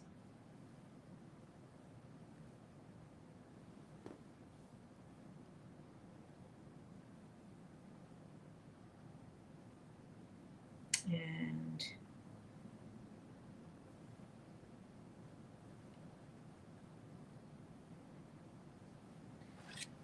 just make sure that that is going to be, okay, here's my pants and here is my pocket.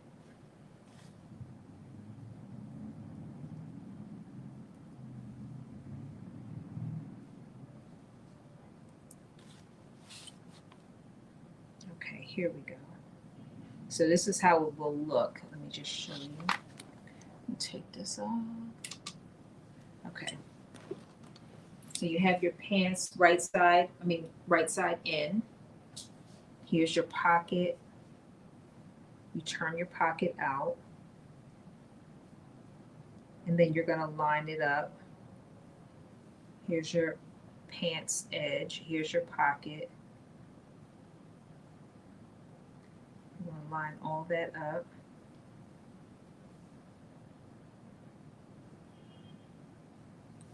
And then here is the pants, the back of the pants. So all of this should be lined up.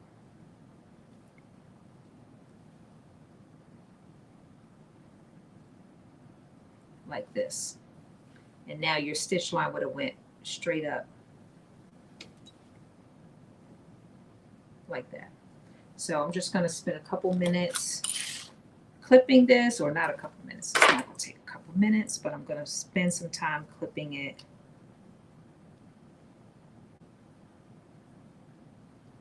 By clipping, I mean pinning.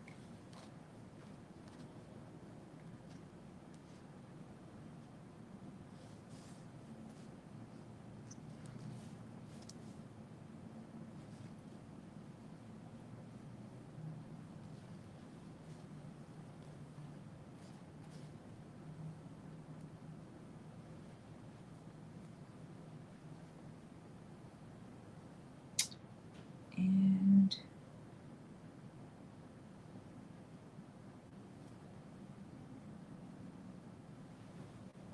just want to also make sure I don't want to make the same mistake twice. So this pocket does need to go in here. All right, give me 1 second while I make sure I'm telling you the right thing as far as this pocket goes.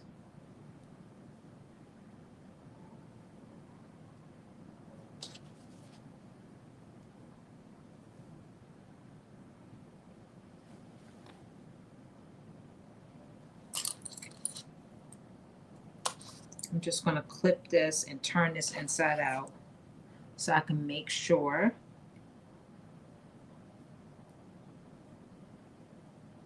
that we don't have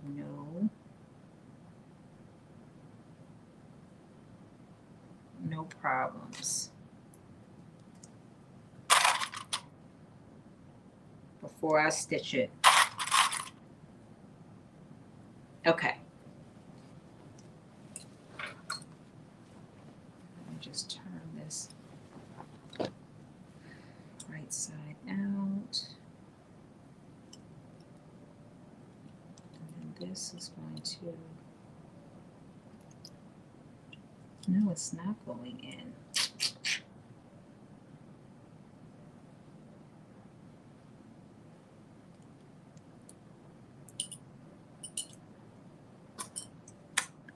Let me just figure this one piece.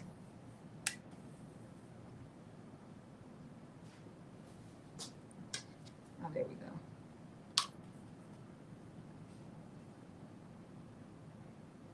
Okay, perfect. Perfect, perfect. I'm just making sure all of my devices are charging. Okay. All right, this pocket has gotten me, it's a little bit tricky.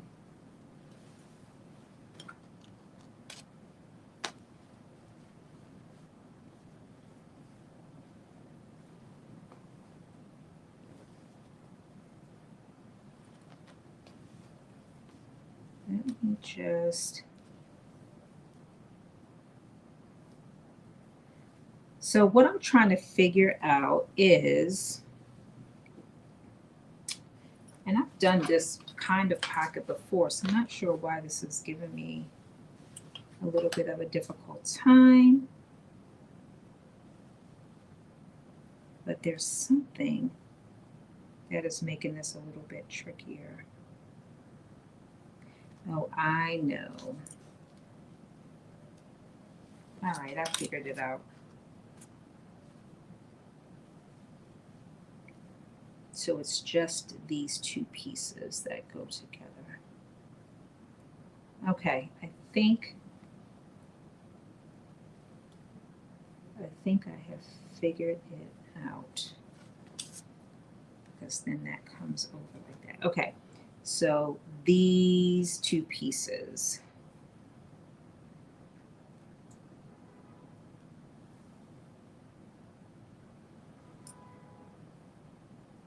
Get stitched together. Not that piece, but this piece. All right, I'm gonna stitch this one and then make sure before I tell you the wrong thing again. And then I'm gonna turn it. Yep, that's right. That's exactly right. Fingers crossed. I'm gonna do it and then let me tell you what I did. Oh, I should have did a base instead.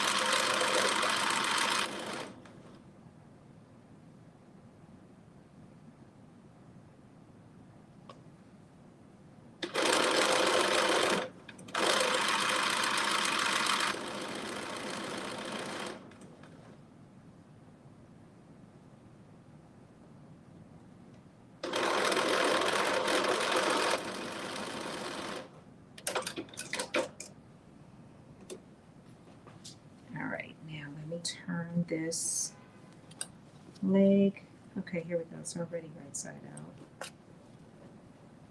Yep, there we go. All right, so because this pocket is both a front and a side pocket, you're gonna kind of have some extra, Oh, look, I got a butterfly. Thank you. That was awesome. That was cool. Okay, so you have a front. So this pocket, the pocket on these pants is a front and side. So that means that while you have that slanted part in your front, the back, or I guess it's the pocket. So the facing is what's facing the front part of the pants, and then the pocket is on this side. It comes out this way. And so you do need to stitch the side of that to the back of the pants. But you're going to have like this extra. And so what I was trying to do is stitch them all three together. And that's where I was making a mistake. So I'm going to show you when I clip the other piece, because that when you stitch, all right, let me put this pocket in here and stitch. When you stitch, then that side front to the top, then it will all kind of fit together like it's supposed to. So I need to get some water.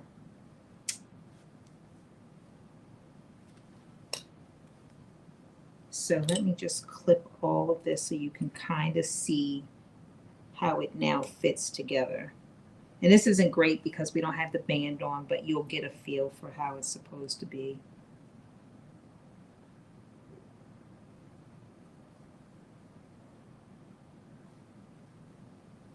I'm just going to clip this just so again I can show you.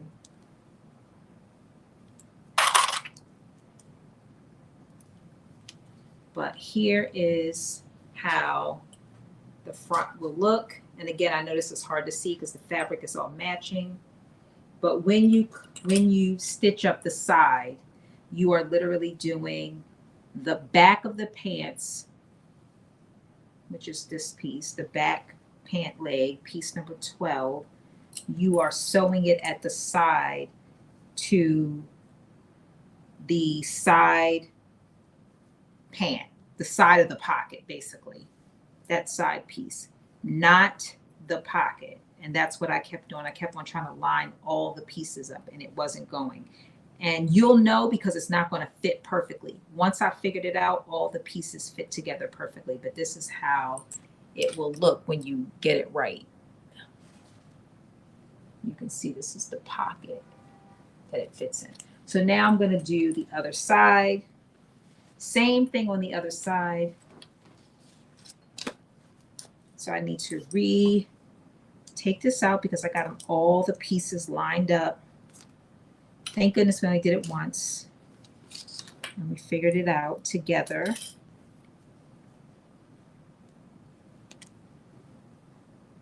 So I do need to turn this pocket. So that part I did figure out. You need to turn the pocket so that it is right side facing out, and then just the pocket piece.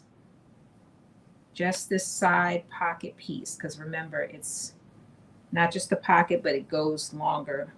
So it's on the side. So the side pocket piece to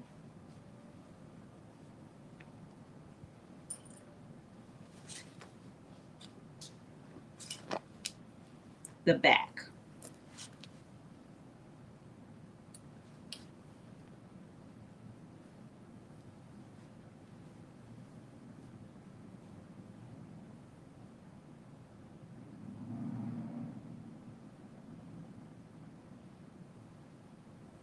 And I'm just going to line up those raw edges. So again, the side pocket piece to the back. You do need to turn the pocket right side facing out, and then the notches and everything will line up once you do that.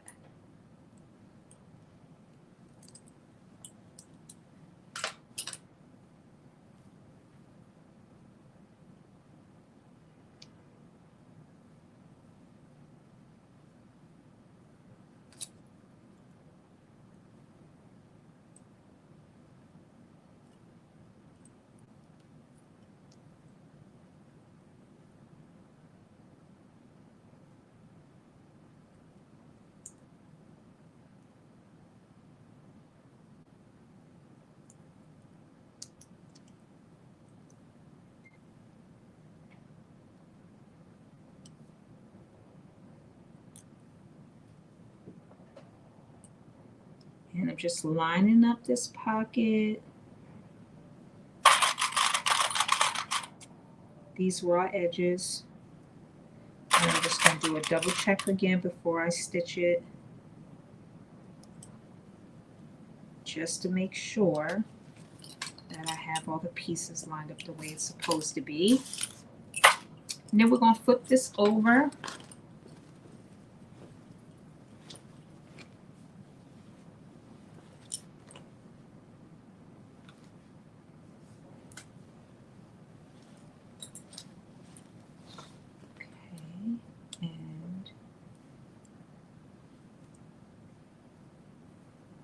Yep, and you can see I just turned it on the right side so I can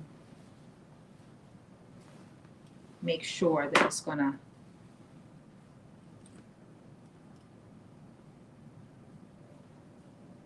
oh, that's that side. Sorry. I'm gonna do this side. That it's gonna be right, and it is.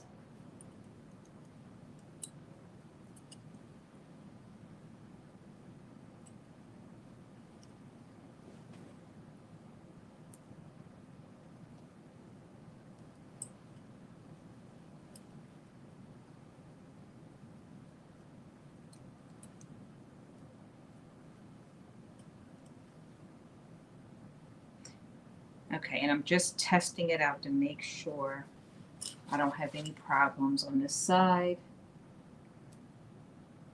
Once I stitch it together.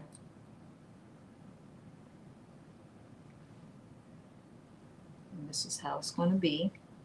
Same as the other side. This is not as perfect because I haven't stitched it yet, but you can see how it's going to fit together. So let me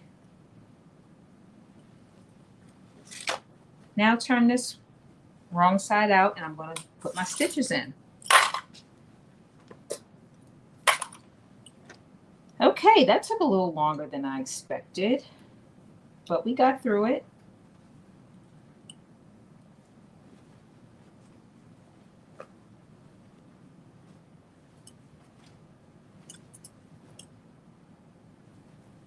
All right, here we go. Again, 5/8 of an inch seam allowance is what we are working with. And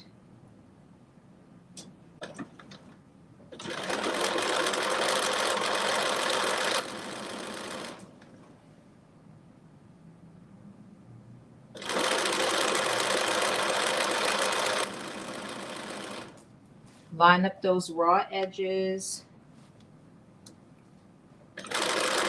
You would just double check it as you're sewing, making sure that they are lined up. All right, thank y'all for working with me while I was figuring that piece out. That is not a piece I expected to get caught on of all the things.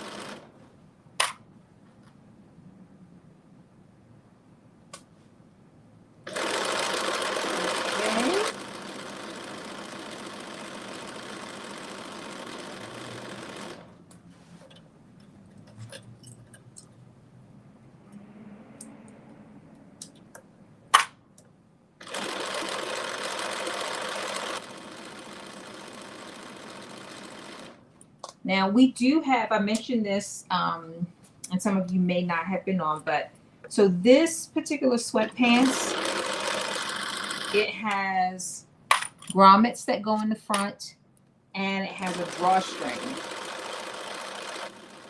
So, but you also are putting elastic in the waistband as well. We are not going to be putting in the grommets because I don't have the right size for the drawstring, and even the drawstring that I was going to put in wasn't the right color. I was just going to put it in and switch it out when I got my right color. But since the grommets are too small to fit the drawstring through, then I had to order more grommets as well. What I will tell you is that, in my opinion,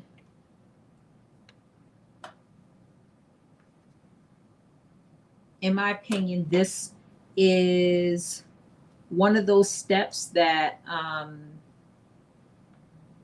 you can just go with just the elastic. You don't necessarily need all three.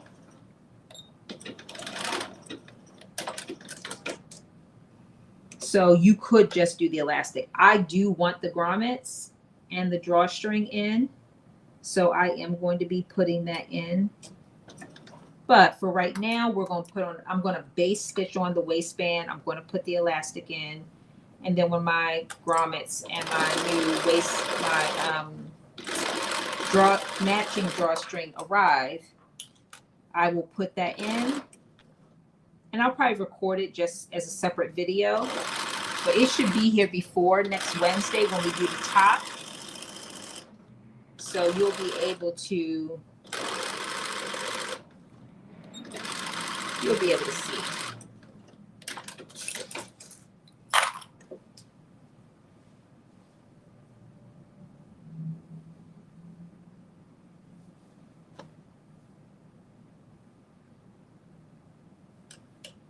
And what I'm doing right now is just stitching the side of my pocket that I never stitched, which is why I think I might have had a problem.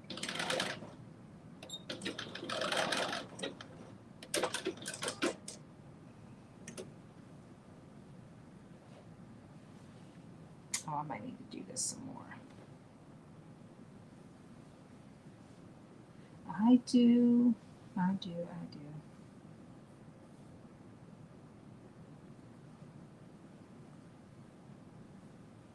So when I cut this fabric, I cut it right at the edge, and there's like a little bit of the of this cup of the side of the fabric that you shouldn't use, but I already had cut it and I didn't realize it until after I cut it. So I'm just moving my seam allowance over by like a very small amount just to clip that part out.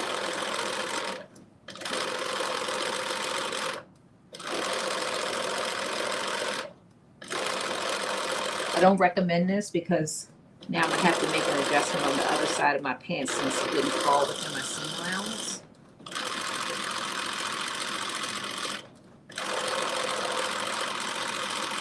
But you'll be able to see that when I try them on.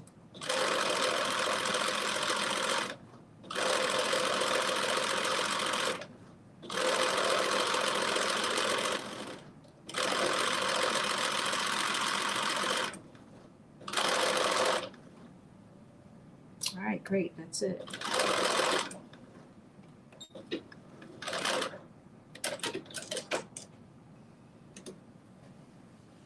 Okay, so I was just trying to cut out some of that color, and I did.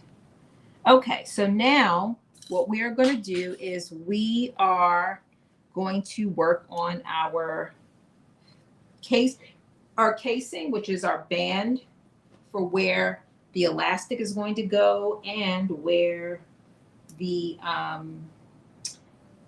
grommets and the drawstring are going to go when I do that particular part. In the meantime, I'm just going to clip these pieces similar to what I did on this side. Just like that. So see, I'm gonna have to fix that part too. You can see a little bit. I'm gonna show you just so you can see the part that was in my seam allowance, but so you can kind of see like there's this little bit of yellow right there. It was right at the edge of my fabric. There we go.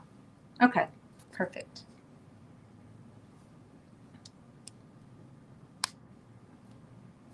There we go. So yeah, so it was a little bit, so I just had to go into the seam allowance just a little bit to eliminate that piece. Okay, so here is, basically here are our pants without the waistband, which is called a casing. So it's piece number 13.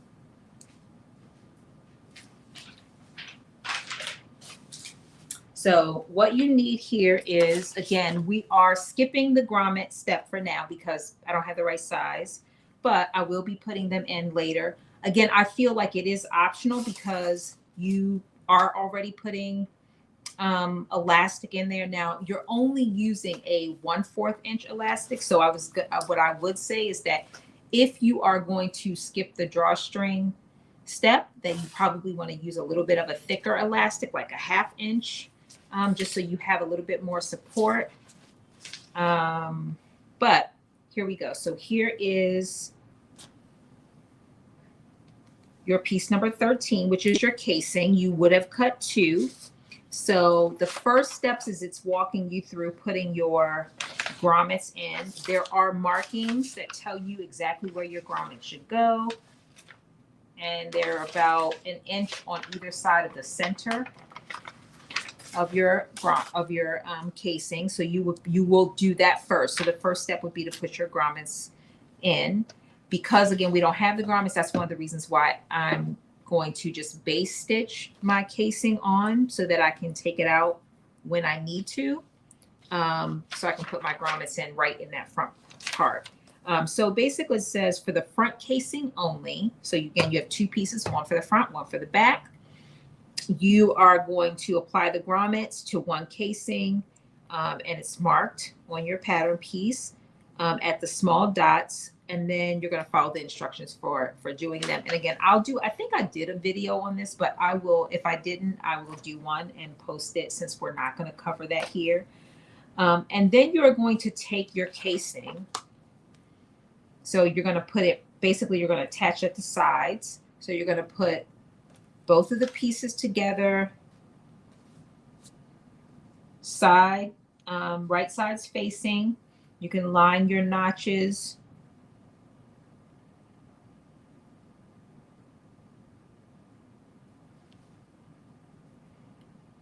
And you're going to stitch the sides, but then you're also going to leave a small section open on one of your sides, because that is where you are going to insert your elastic, and then your elastic, because your drawstrings will be inserted through the grommet. So I am stitching this on the sides to create one piece. And then after you create that piece, you are going to fold it in half. So here is my casing, right sides facing. I'm going to stitch along the side. On one side, I'm going to go from top to bottom. On the other side, I am going to stitch a little bit at the top, leave open a gap, and then stitch at the bottom, again, because that's where your elastic will fit. So let's do that.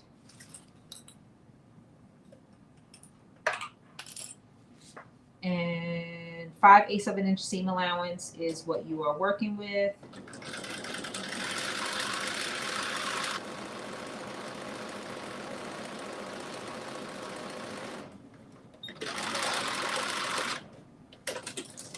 All right, one side done.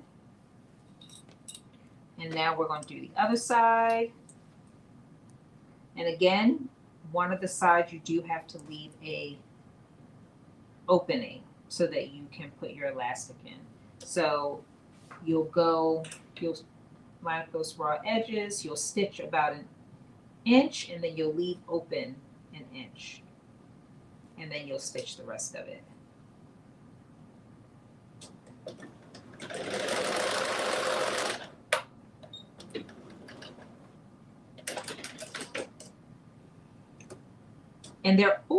And there are markings for this, just so you know.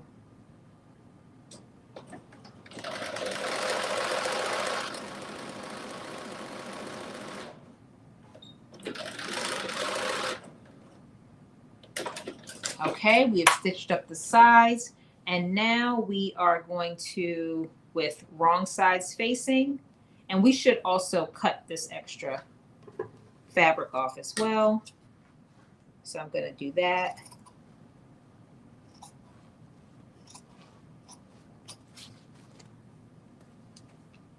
And what I may end up doing, just because it might be easier, is I do have some extra fabric. I might just end up recutting this entire piece to when I get my grommets to put them in, because it might be easier than just taking out the basting stitch.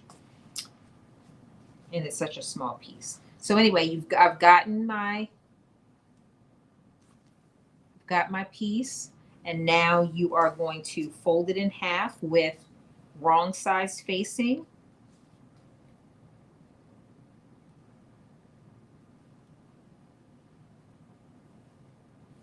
So you want to make sure you can line up your, you have notches, you can line your notches up, and that will ensure you have everything all lined up. It's not twisted.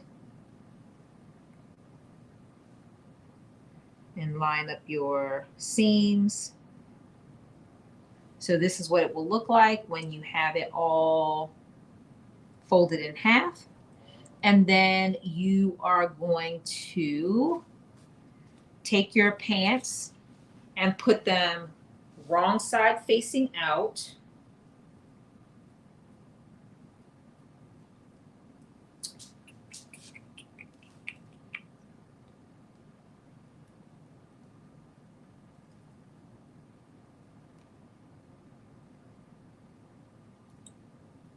And I'm just reclipping my pockets, because until you attach them to the top, they'll just be kind of flying all over the place. So I'm just clipping them to the front part.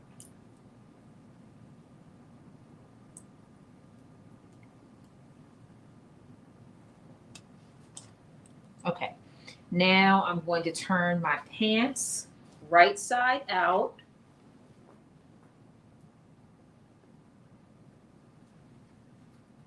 Wrong side out, rather. So this is how they will look. Wrong side out. That's the back. This is the front. Wrong side out. And now you are going to take your waistband, or your casing as they call it, and you are going to pin the casing. Let's see, pin the casing to the upper edge of the pants, matching the centers and the seams. Stitch, stretching the casing to fit. Stitch again at 1/4 seam allowance, 1/4 of an inch away from the edge. And it says trim close to the second stitching, press and. So it has you, the way that I will instruct you to do it is to take the casing and put it on with the raw edges facing up. That's not how they have it in this illustration, but that is how we're going to do it. And then you'll flip it up in the end. I think it's a much easier way to sew it on. You do need to, you will need to stretch this fabric because your pants are a little bit bigger than the waistband. So you will need to do it. The other thing I will remind you of is that it is important to make sure you carry over all of your notches and your markings, because particularly when you have the grommets in, you want them to be centered. And so there are markings that allow you to have them centered. So you get there partially by lining up your side seams with the side seams of the side seams of the casing with the side seams of the pants. So you will get 90% of the way there. But then because you do have to do some stretching, you want to make sure that you carry over those markings so that you'll be able to, that your grommets or your drawstring will be centered in the middle. So I just want to share that piece with you. that piece of information because it will be important.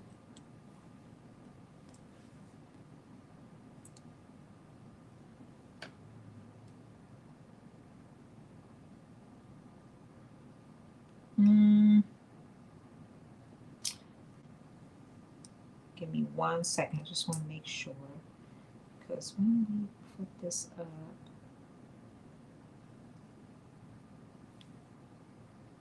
nope, that's not right.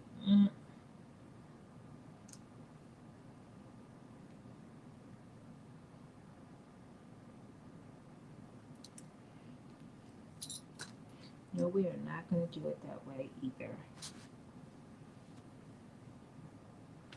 So we're going to actually turn our pants right side out, because in order to make sure that that seam is on the wrong side,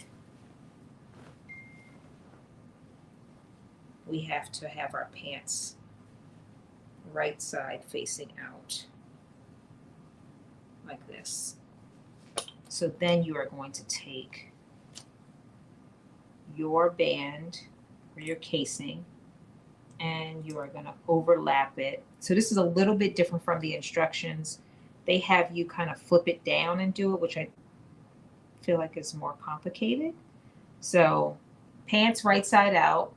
This is your casing, raw edges facing up. You're going to go over top of your pants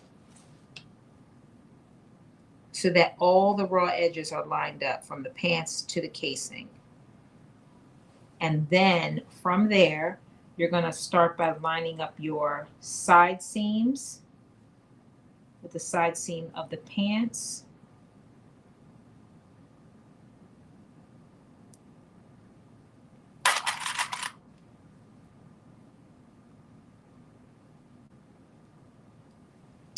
And I would do that on both sides because, again, you do have to stretch this band to make it fit. So side seam with the side seam of the pants. And then you do have, like I said, notches that will help you make sure that your pants, that your grommets are centered.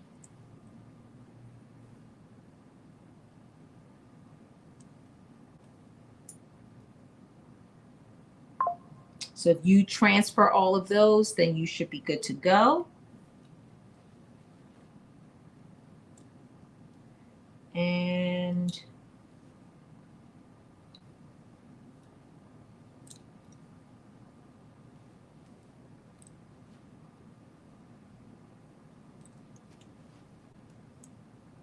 you also want to make sure that your pocket, that you have it, that top part of the pocket, you're going to be attaching that to the band as well.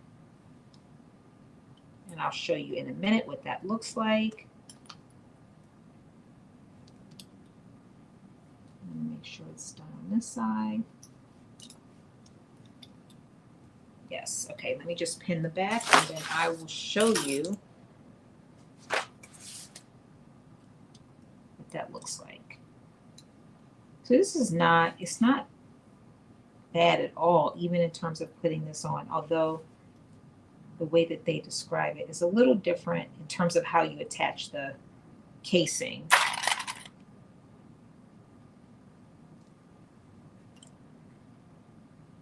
But there's a million ways to do something, so it's no right or wrong. It's really about doing what works for you.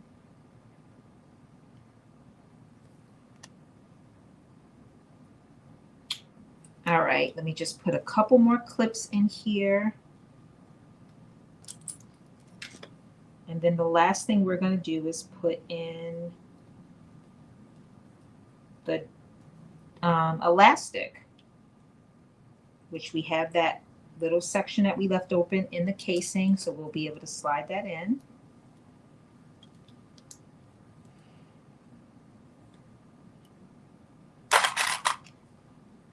Okay, so here we go. Let me just show you this. Oh, let me clip this to the front too so you can see. I really didn't have to stretch it all that much, just a little bit.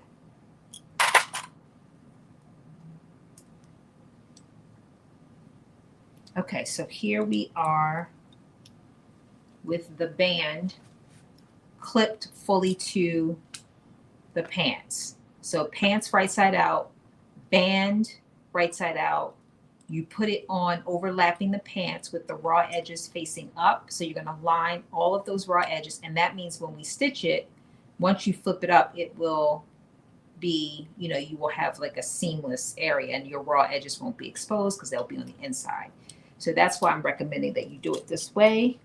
Then the other part that I just want you to be aware of is that your pocket. So you have this pocket. Remember, a part of your pocket is also the side, but then you have this part of your pocket, which is kind of hanging out there. You just want to make sure that when you are stitching around your seam that you also stitch that part of the pocket as well. And you'll see it kind of floating out there. So you will be making sure that you do that on both sides so that your pockets are, let me just show you on this side. So here's my pocket and here is that part that just will be floating out there. Hey, Jalen. Okay, so let's stitch this all the way around. 5/8 of an inch seam allowance is what we're working with here. And let's get it done.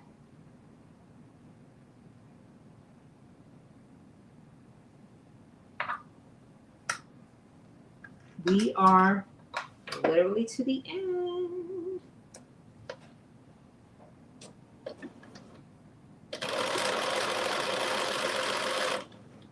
And as you're sewing around, you're just going to make sure everything is nice and neatly lined up. They don't have you do any kind of basting stitches to your casing. So you just want to make sure that you take your time.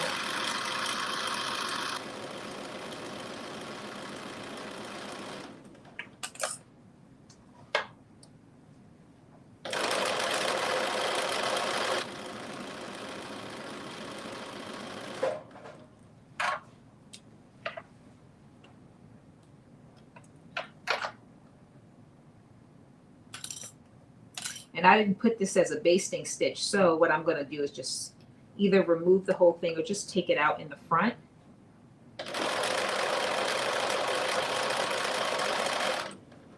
So I can put my grommets in when they come.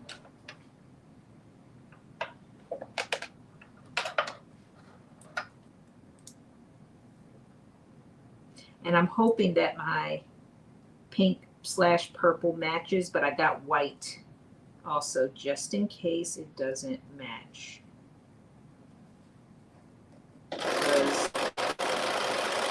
For the drawstring. So worst case scenario, we're using white.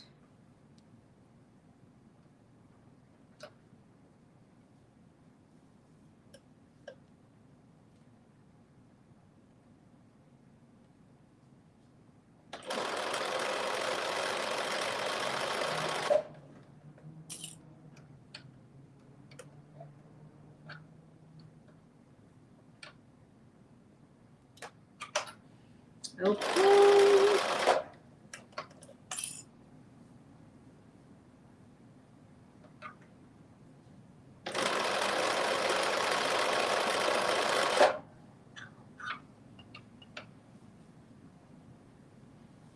Now we're hitting that section where the first pocket is.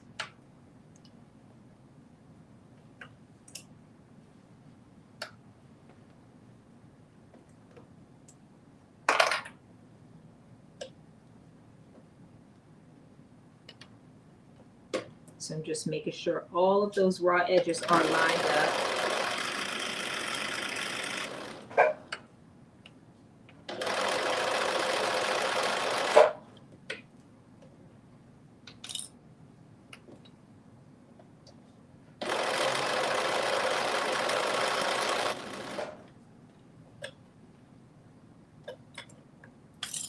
So a couple things I'll be doing off camera is I'll be taking out that basting stitch to that front, what do we call that area where you have that front little stitching part on the crotch part.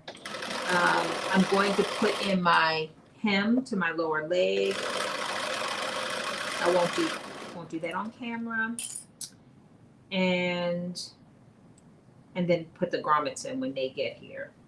So those would be the only things that we would do off camera.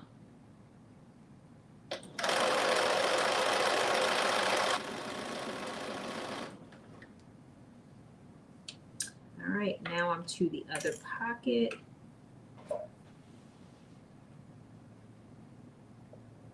So this is a little tricky because it's going in the other direction. So you just have to make sure that you get that piece underneath the presser foot. And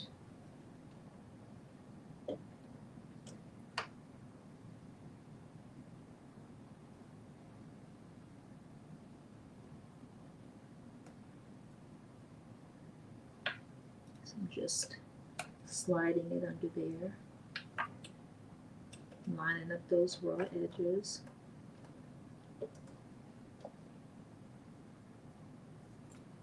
All right, I feel like I got it.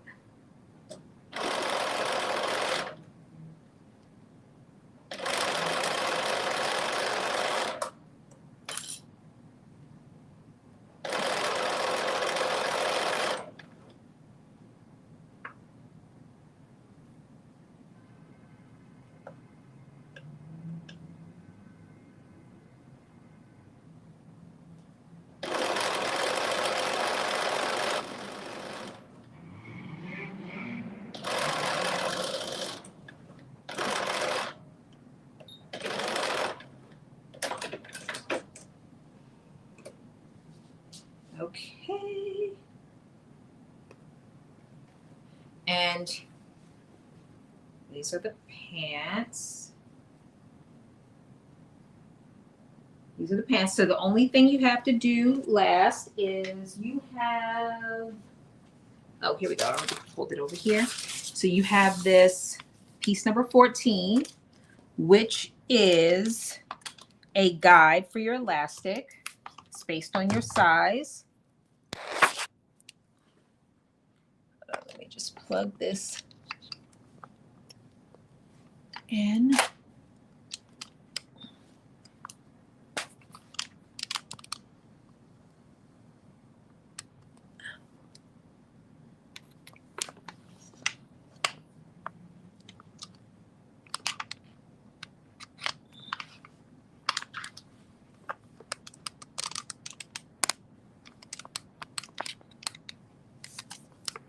Okay, here we go.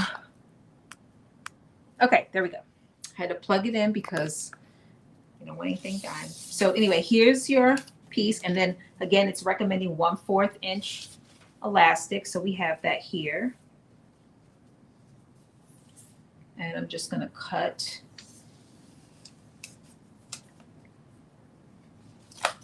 this piece. And I am going to use a safety pin to insert it.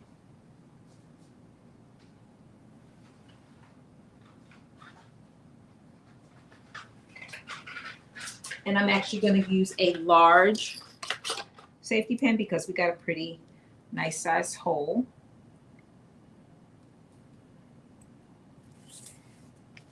And I'm going to take another little safety pin. So what I typically do is take one safety pin on one end and clip it. Let me find my little hole. Not there, so it's got to be on the other side. Okay, here it is. So I just clip one piece to one end. That way I don't lose it.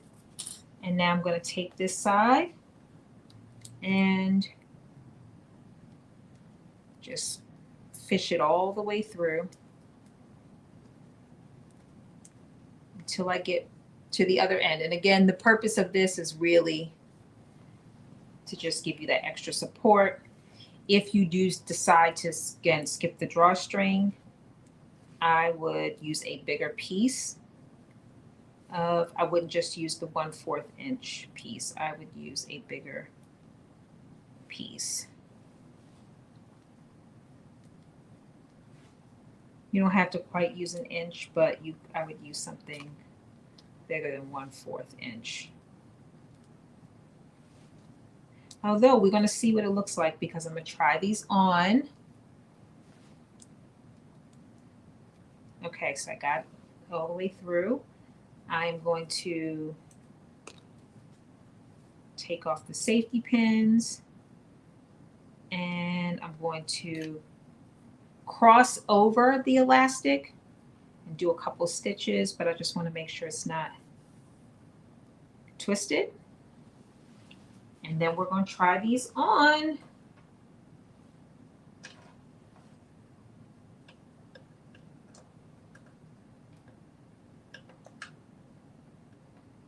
And I'm just overlapping it maybe by a 1/2 inch.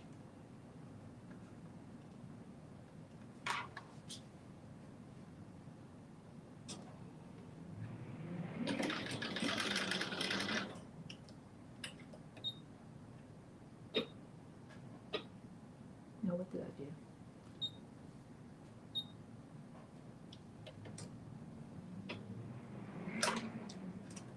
No.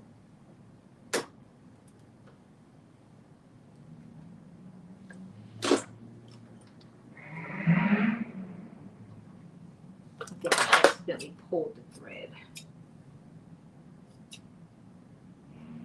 All right, let's try this again. It did stitch a stitch in it. I'm just going to do one more. Especially since I'm taking this out. I just don't want it to come out.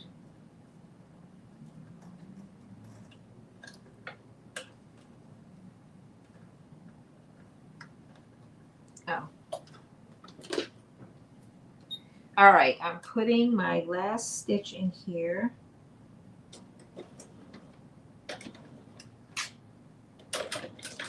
Or not. Okay, we're gonna work with what we got. All right, so I'm going to just pull this so that that elastic goes all the way in. And then you would do a slip stitch on this little hole just to close it. So this is what your pants look like. Again, the only other thing I would do is do a hem at the bottom. I'm also a person that likes elastic, so I also might do elastic at the bottom. So what I'm going to do is I'm going to try these on, but let me just tell you a couple of things. Well, no, I don't have a couple of things. I'm going to try these on, so we're going to see how they fit. Again, I did a size medium, so I will be right back, and then we're going to talk about it.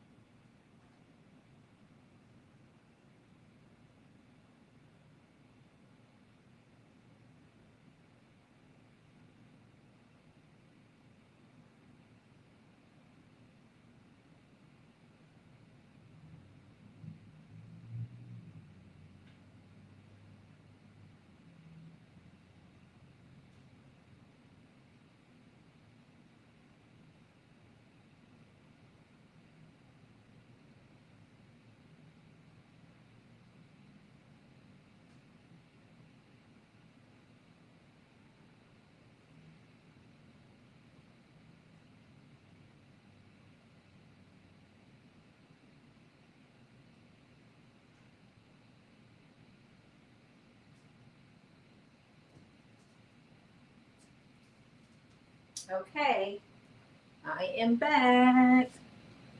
And let us remove that. Okay, here we go. So I will tell you that the pants, they definitely don't fit like leggings, as you can see. I tried to find a shirt. It took me a while to find a shirt that matched so you could get a real feel for it. We'll put on some heels. These are not quite matching heels, but I was like, y'all have been waiting long enough. So if you could see, I like the way they fit. Again, they're loose enough, and I could see how with the jog, so the top is the jogger top is a little bit of a crop top, so it's you might have like a little bit of skin showing, depending on if you decide to eliminate that by taking it down some. But this is what it will look. I will probably end up putting some elastic in the bottom just because I like that look of elastic at the bottom. But I do like them. They fit loose enough where they are feeling like joggers a little bit.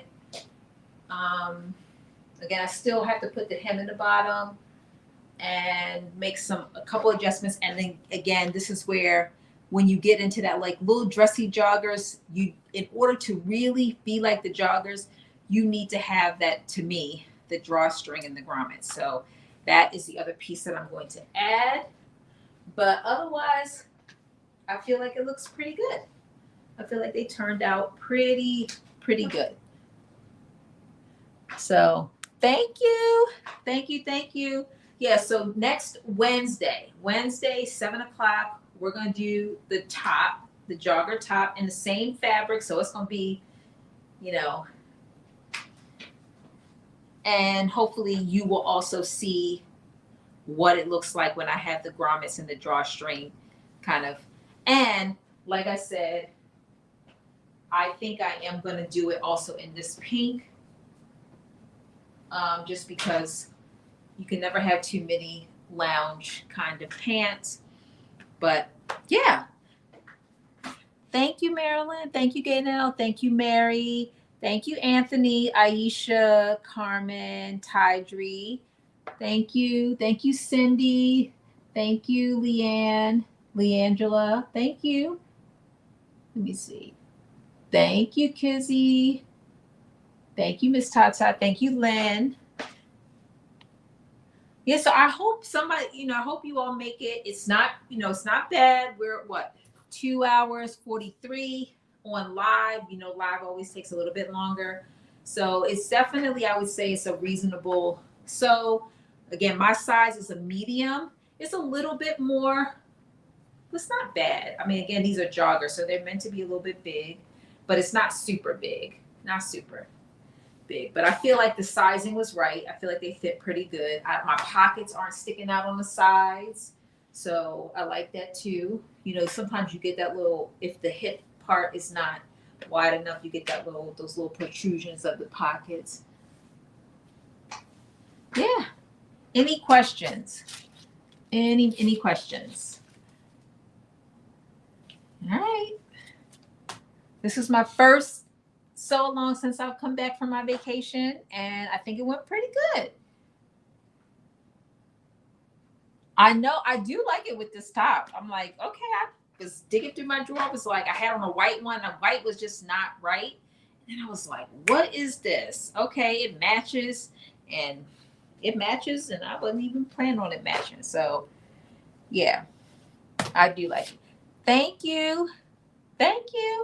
All right. Well, I'm wrapping up. I appreciate all of you hanging out with me, and I will see you all next Wednesday, 7:00. We're going to do the top, McCalls 8447 View A.